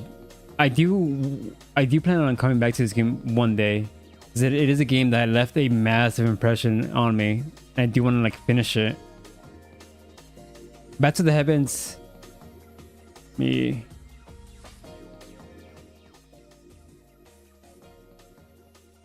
Back to the Heavens is like one of those, I don't even want to call it a body game, you know, a game that's meant to like frustrate you because of its difficulty, because it's not, it really isn't. It's more like a knowledge based game than anything else. The way that it works is that you have a bat, but you don't have it's a 2D platforming game, but without a jump button. And instead of a jump, what you what you utilize is the bat to basically swing yourself around to locations. So if you and you can like swing the bat at any given direction, like up, down, left, and right.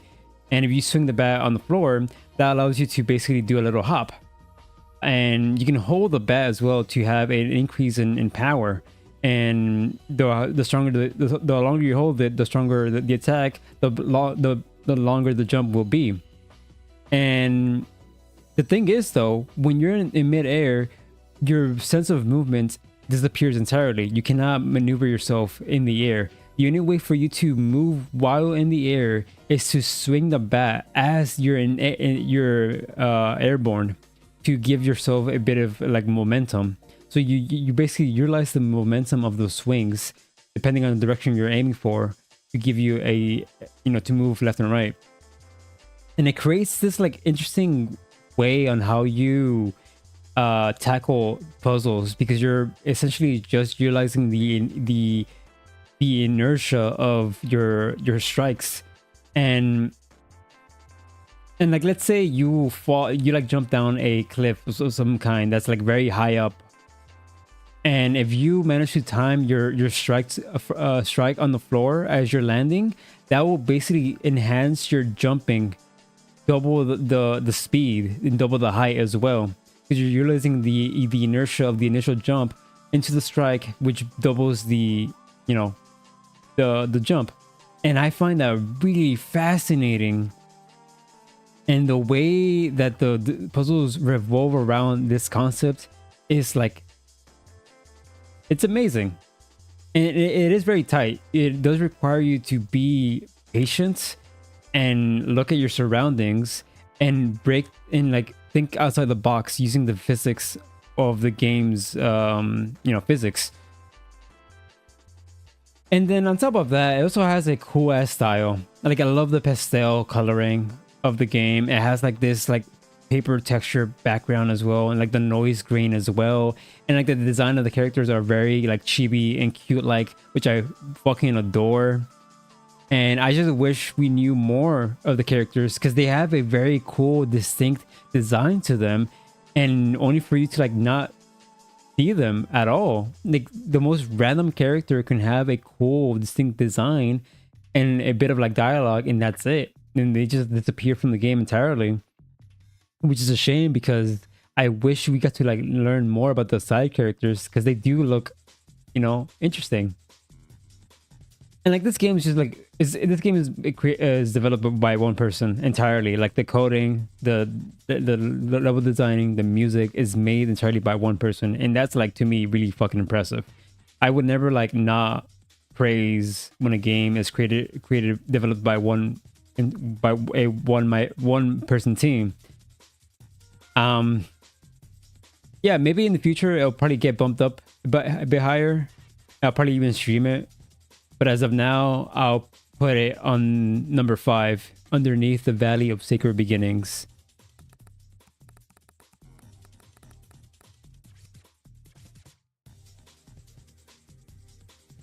At number 4 is going to be my water, because I'm thirsty. Goddamn.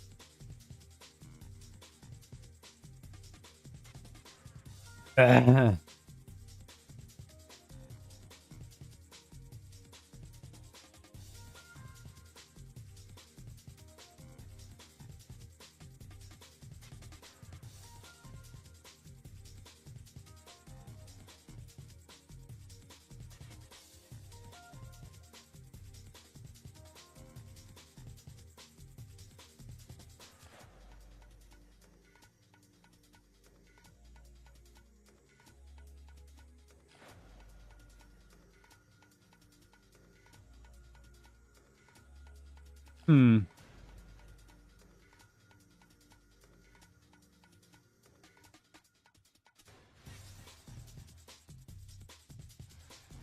So what number is this? Number 94?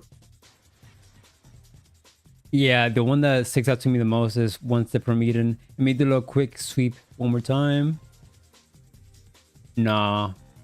It has to be One Step from Eden, I feel.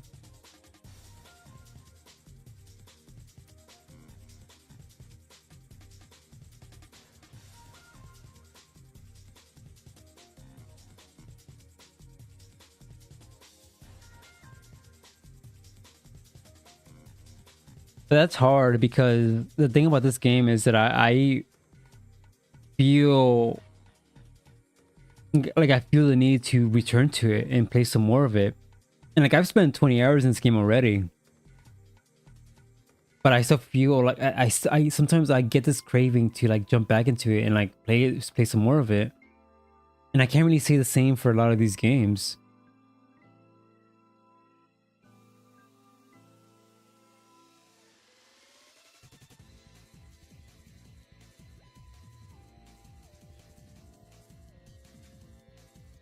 You know what? No.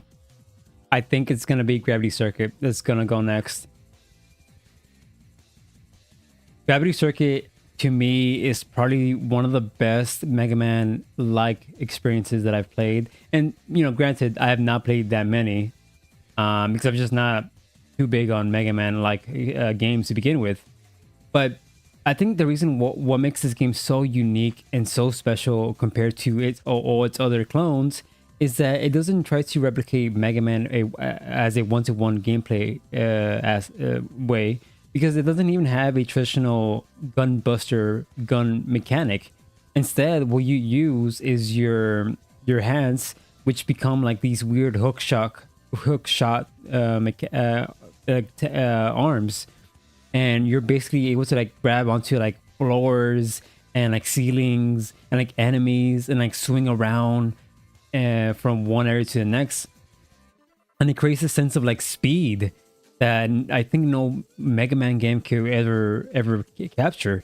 You're just like bouncing around, swinging around from enemy to enemy, from like ceiling to ceiling, like Spider-Man, and it's fucking awesome. And the game incentivizes you to be more like aggressive with your encounters as well with enemies, because the way that you attack is via your limbs. You use your fist and your legs to attack. You basically do hand-to-hand combat in this game. It's not your traditional Mega Man experiences where you're at often a distance shooting enemies down.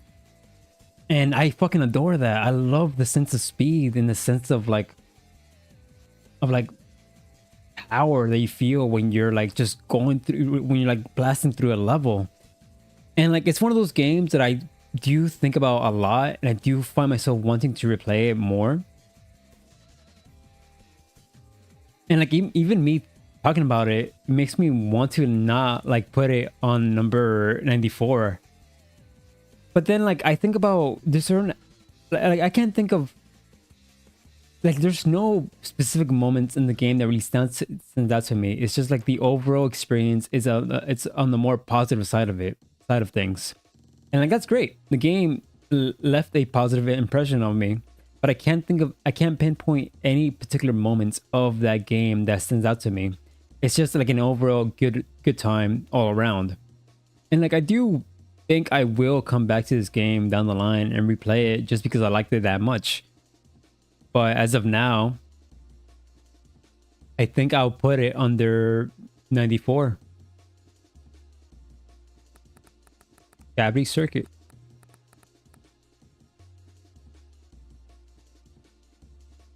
In 93,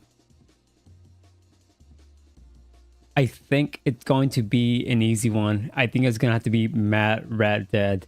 Mad Rat Dead before this list was deemed as the number 100, and it has slowly but surely climbed up the ranks, not by much, mind you, but still enough for me to like. It's been almost a year since I've last played it, and the more time has passed, the more I think fondly on this game. As a matter of fact, let's pause this music. Let's boot up one of my favorite tracks of this game. Mad Rat Dead. Fuck, what's it called? Breeze. Song. Child. This one, Kind of Hope. And like, I'm not gonna get into specifics on what this song means to me, but like, so, I'll get into it in a bit. And let's just talk about like the main premise. So, Mad Rat Dead, the way that the game works is that you are a rat that is able to manipulate time. Okay, so the genre of this game is a 2D rhythm action game. Is the best way I can describe it. And like your every movement that you do, whether it's moving, dashing, attacking, or jumping, you have to do it on beat to get the most out of a combo, or to get the most out of a score. And it's really interesting how they managed to mix these two genres that are typically never mixed together in most games, and made it work. Like when you're playing the game, you do end up in this weird flow state where you're just doing your commands within the rhythm, and like attacking enemies and like breezing through a level on rhythm feels fucking amazing. It feels awesome, and you get the sense of like speed and rhythm, and like the music enhances the experience. Like the music is also phenomenal, as you can hear with this. But then on top of that, like it also has a compelling story that I didn't think it was going to have. It has hold on, let me drink some water real quick.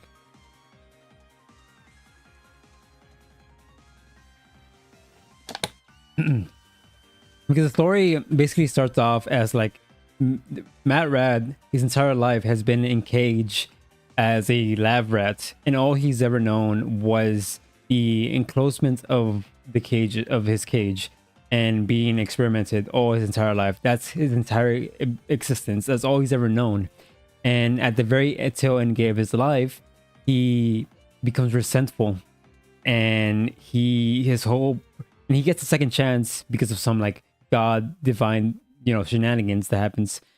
And he gets a second chance to basically relive his life, or not relive his life, but relive his last day alive. And he has to choose how he wants to spend his last day alive. And the way that he tries to live his life, or his last day, is by trying to seek revenge on the professor that has been experimenting on him his entire life. And that's like the main premise of the story. It does delve into something much more, which I found like really fucking beautiful, and it has shit to say as well, which I'm not gonna delve into. And yeah, it's just like Matt Rat is also like an awesome character. Like he can be very stubborn, he can be very like angry and like bitter, but like he has moments where he shines, and he has these moments of like heroic acts that I didn't think I was like, expecting, purely based on his design. Like he is a really cool character. Okay. Now, spoilers for... Okay, hold up. We turn that off. Save.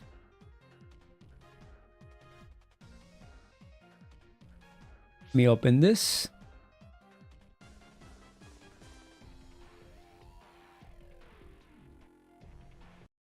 Let me go back here.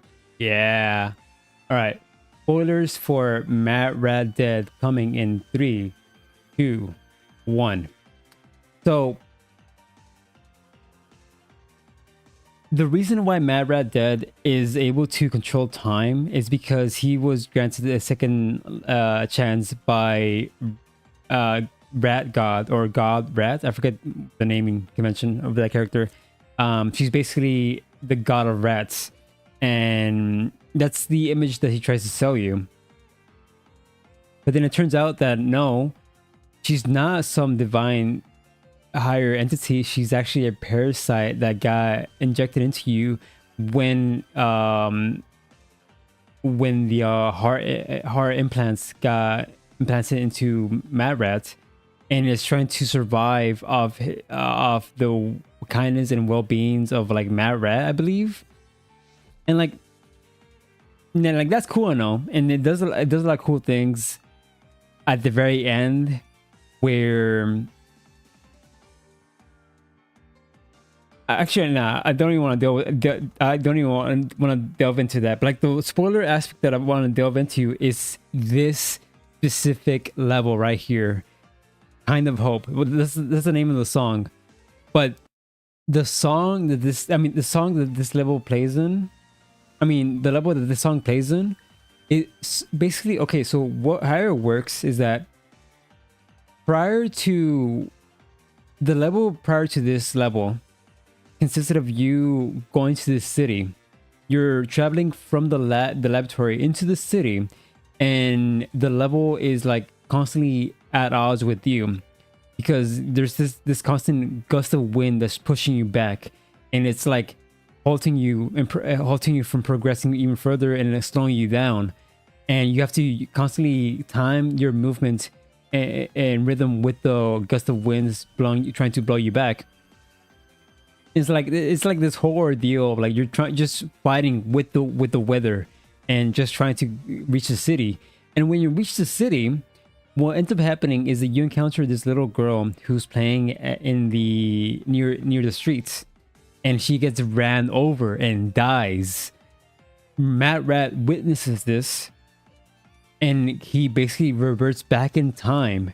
In that same level that you just played, you have to replay it one more time. However, things change. There's no hesitation. Your heart is blazing, is blazing in fire with one purpose in mind: to save that little girl.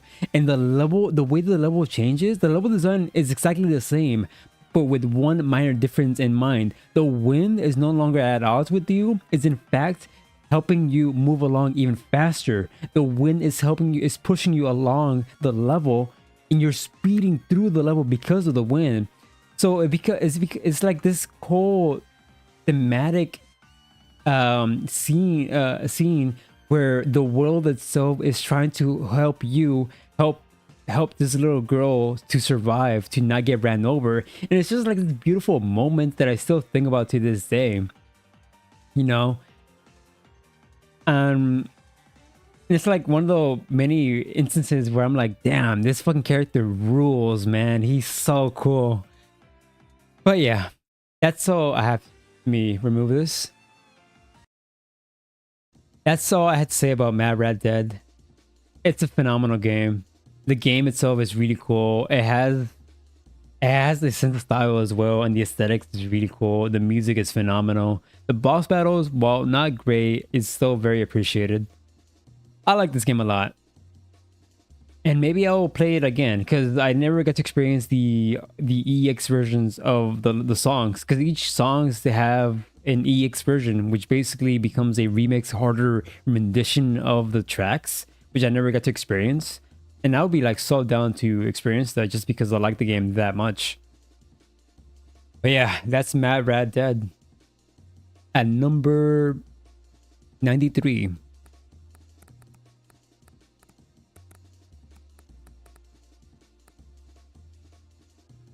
My God, talking about these games is like winding me so hard.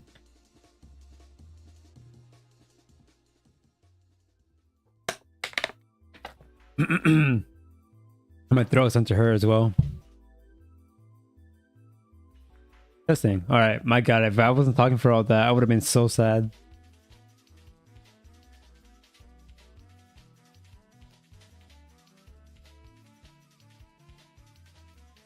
All right, let me just take a little breather. Give me 1 second.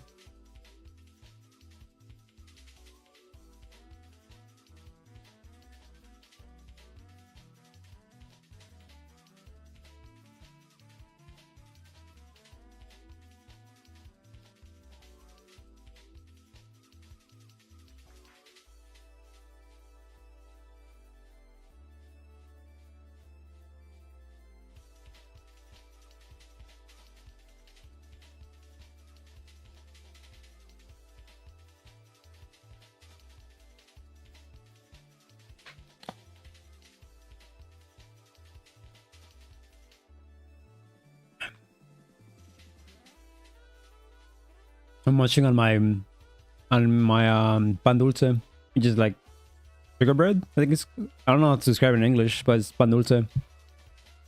This is bad boy right here. Yeah, one of these bad boys, or una concha as we call it.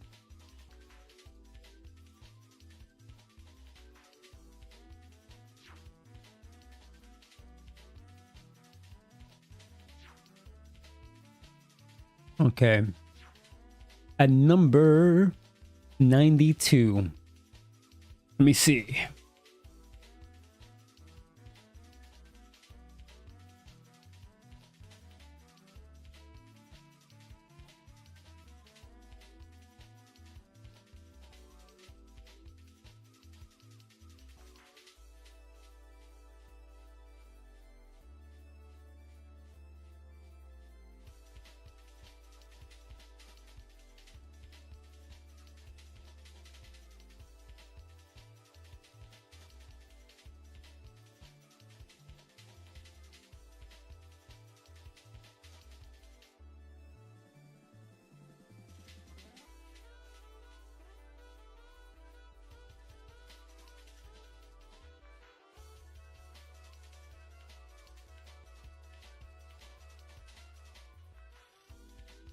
This is hard.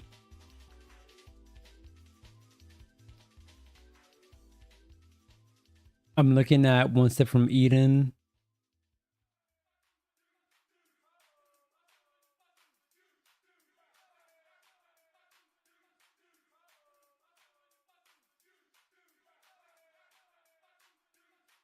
I kind of want to open a soda can that I have sitting on my table, but I don't know if I should. Does soda help with dry throat?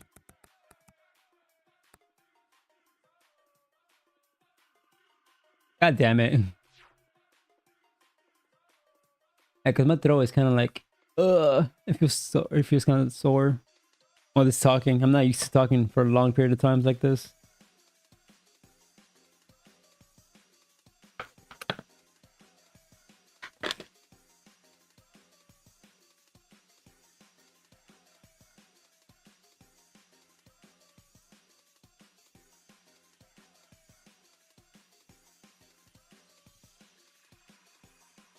All right, what number is this? Number 92. Oh boy. So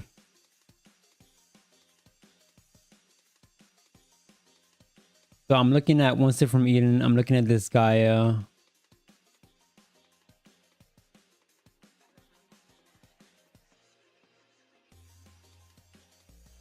Possibly even Tekken, maybe.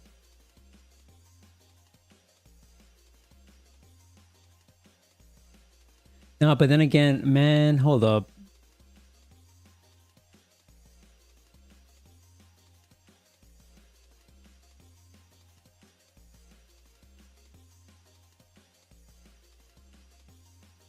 I keep looking at It Takes Two, and the thing about It Takes Two is it's again, it's one of those things where I don't feel emotional attachment for it the same way that I do with a lot of these games, or some of these games.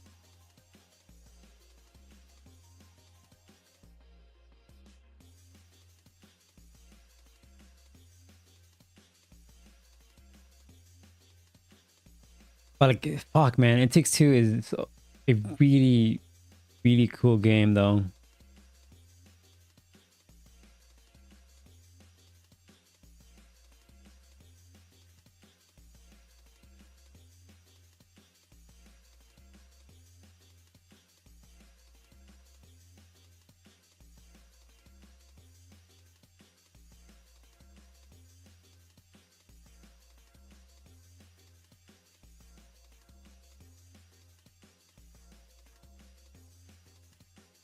Okay, the ones that are like sticking out to me the most is definitely One Step from Eden.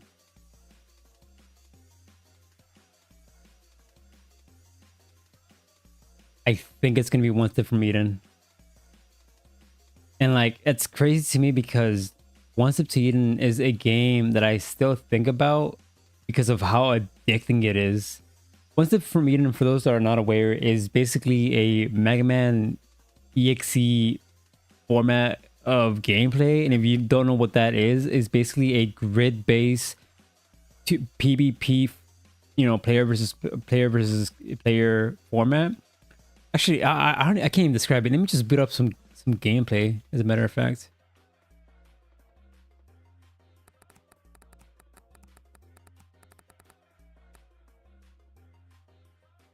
Let's do...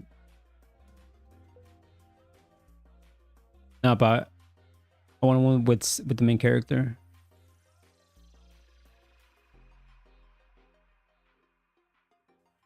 It should work. So as you can see, it's like a grid-based level PvP format, and the way that it works is that so it's also a roguelike game, and the way that it works is that you have these cards down here. You start off with the initial cards depending on the character. You only have like the initial standard cards per character, and every time you win a battle, you get to choose more cards for you to use in your arsenal. However, the way that you're able to use these cards is purely by random, and it's through a roulette mechanic than anything else. And once you run out of cards for you to use, you have to reload. So for example, right here, this player used up both their cards and then used up their final card and then have to reload the stack again, and that basically reshuffles your cards one more time for you to utilize them again all over again. And you have to do this while also attack the enemies. And like every card can do different things. It can either attack an enemy, it can also buff you or debuff the enemy, but you also have to worry about focusing on dodging enemies as you're attacking yourself. And this is conveyed through, you know, the little exclamation marks on the floor. And like there's a bit of a learning curve because you have to know what each card does and how they function as well, because there's also like elemental status effects, and this shit, like, it goes deep, man. It's very complex. And there's even cards like the tsunami one that they are able to push enemies away from you into a different like a grid or like a slot, and you can get really creative on how you build your character around specific card synergies. So there's like, you know, cards are more focused on shooting a projectile, ones that apply like a poison, ones that apply like certain things, and you know, just shit like that. And like in good roguelike fashion, you're also able to determine on where you go next based on this little map right down here. So depending on where you go, the outcome of your reward changes drastically. And the main goal is to basically survive each world to reach the very end, which is Eden. And each world consists of one boss, and the boss in question is one of the player characters that you're able to play with at the very beginning. For example, let me go back over here. Like the bosses can be any of these characters that you're able to play. Obviously, when you start off the game, you only are able to access Saffron, and you have to slowly unlock these characters one by one. And my god, man, it's just like, it's probably one of my favorite roguelike games because of the way it plays than anything else. It's just like the adrenaline and like the quick time, the quick second split second decisions you have to make during combat is like so fucking cool and addicting. And like the feeling you feel when you're actually, everything flows so nicely and you have like a deck that synergizes so well with your character and the rest of your cards. It's just a fucking badass game, man, and I like it so much. And I'm constantly thinking about it, and I'm constantly craving to play more of it. Even, hell, I might even play more of it soon, just for the hell of it. But yeah, that's one step from Eden. It's a great ass roguelike for sure.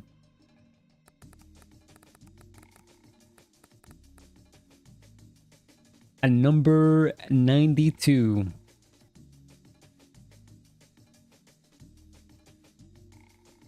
God damn, my throat.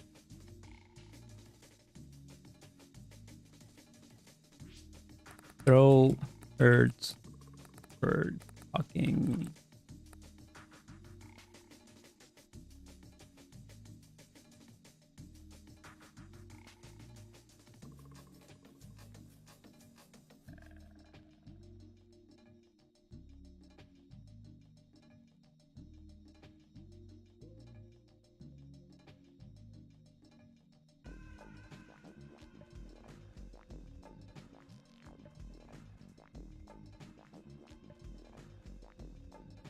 Yeah, just give me a second, because Jesus, this throat is killing me.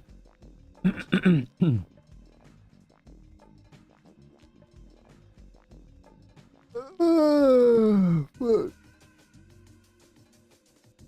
haven't even penetrated the first tier. We might be here. I don't even think I'm gonna be able to finish this in one go. I'm a fucking yapper. Jesus. Like, there's no one in the chat. It's just me. I'm just yapping to myself. Wait,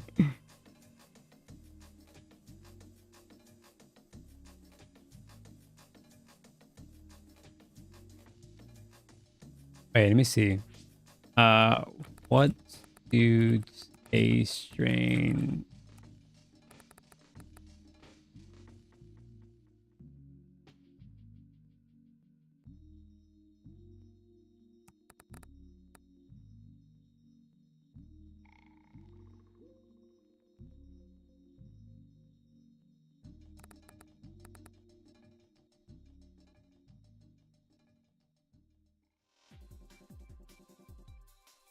Hmm.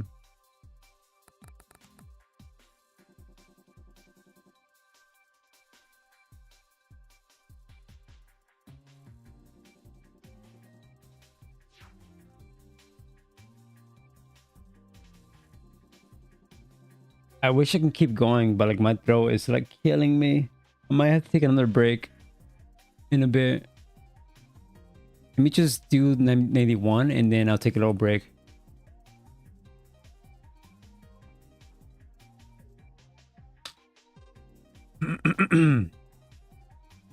So at 91.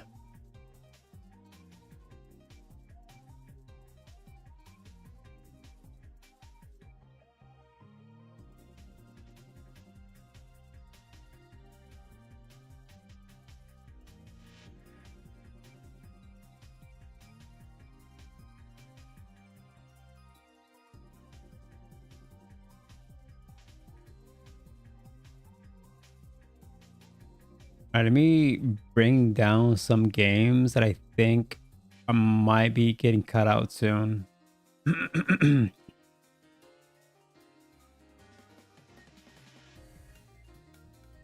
me bring down Sonic 3.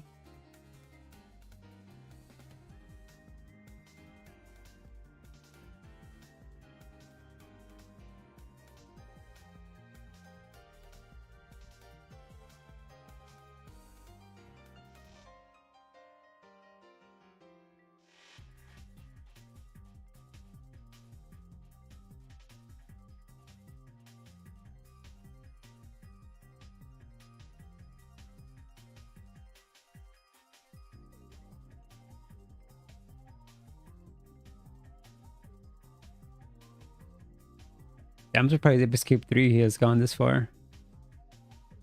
I don't think I'm going to cut it anytime soon, though. I'll just put it there for now. I got a sneeze. Ah, it went away. I just realized that this is the wrong game, by the way. This is not F2nd. I think this is the arcade version. But I'm just going to pretend like this is the same game.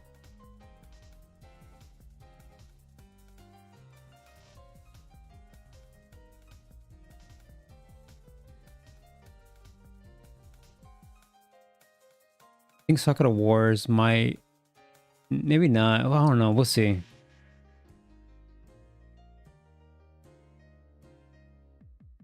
think it's the only ones that send out to me the most. Maybe Klonoa as well? Maybe? Put Klonoa down here for now.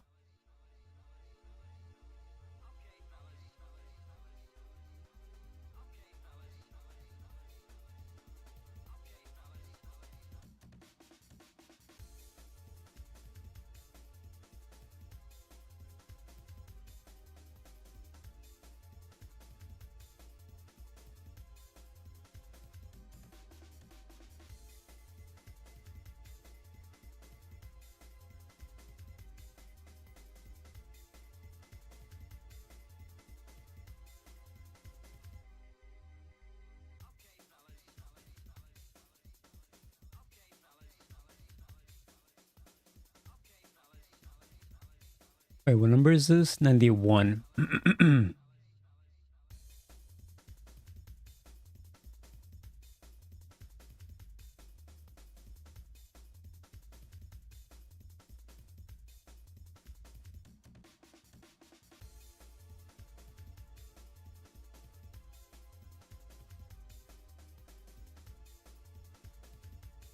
can't focus because of my fucking... The throat keeps like...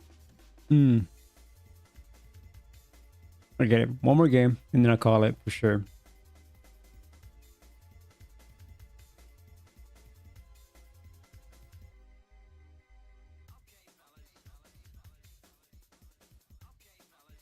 This is so hard.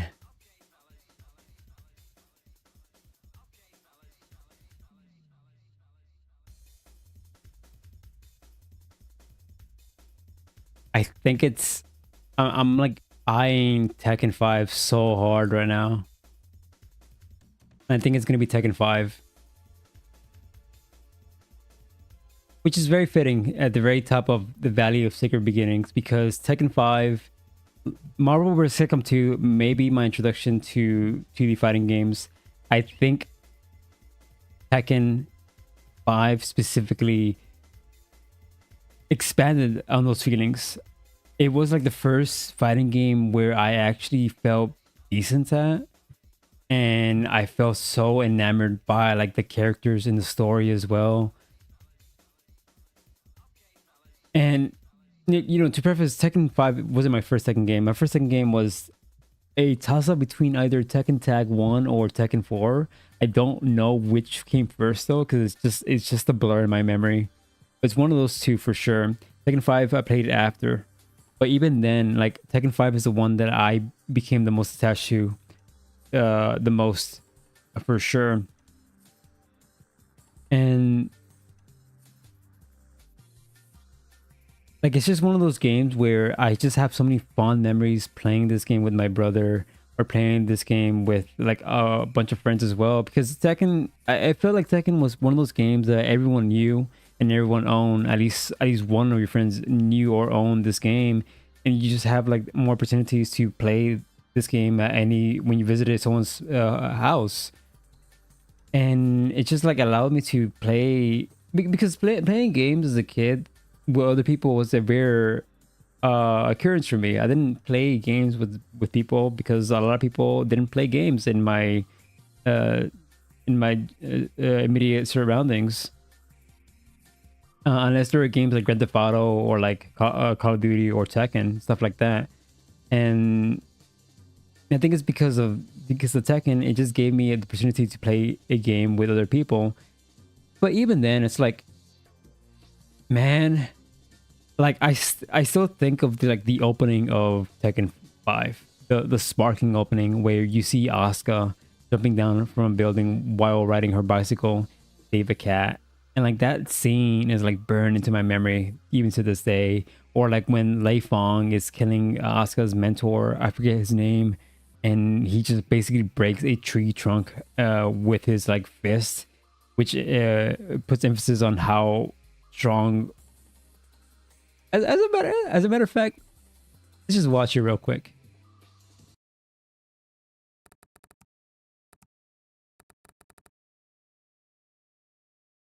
It's this one, I think. And like, yeah, also like Master Raven, and like his whole interactions with the Mishimas at the very beginning. So okay, so a cool a thing here.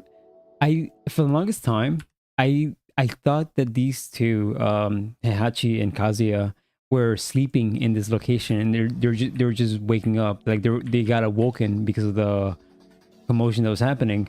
But I didn't realize up until like a few years ago that this is meant to take place seconds, literal seconds after the events of Tekken 4's ending, like canon ending. And I didn't know that for a long time, so I just assumed like, oh, these guys are waking up from the floor or whatever. But no, they just came out from a combat encounter, and they're just like they were just like knocked out from each other's fist. So I just find that kind of interesting. And like this temporary uh draw between the two Mishimas was cool, you know. But like the thing that really sticks out to me the most is the second half of the opening. This fucking thing. I remember I would always let the opening thing, the opening menu on idle, just so I can see this opening over and over, because I don't know, something about it was just really fucking awesome. It's like Lei Fong, and then the mentor,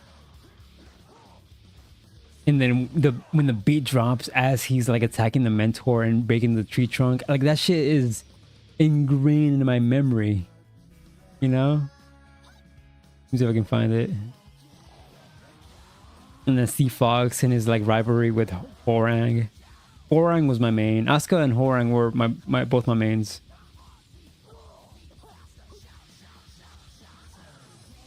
This thing right here. Like it puts so much emphasis on the strength behind that punch or whatever it is, that attack. And like fuck, man, this game just it means a lot to me. Like to this day, I still love Tekken, and like it can be traced all the way back to this game. And that's all I gotta say. It's Tekken. Like I love Tekken, and I love its dumb fucking story as well. And I love all the characters. That's all I gotta say. Tekken's great.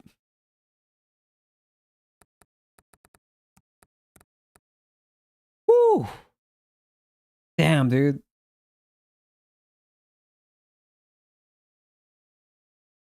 I think I'm gonna call it though, because my throat is killing me.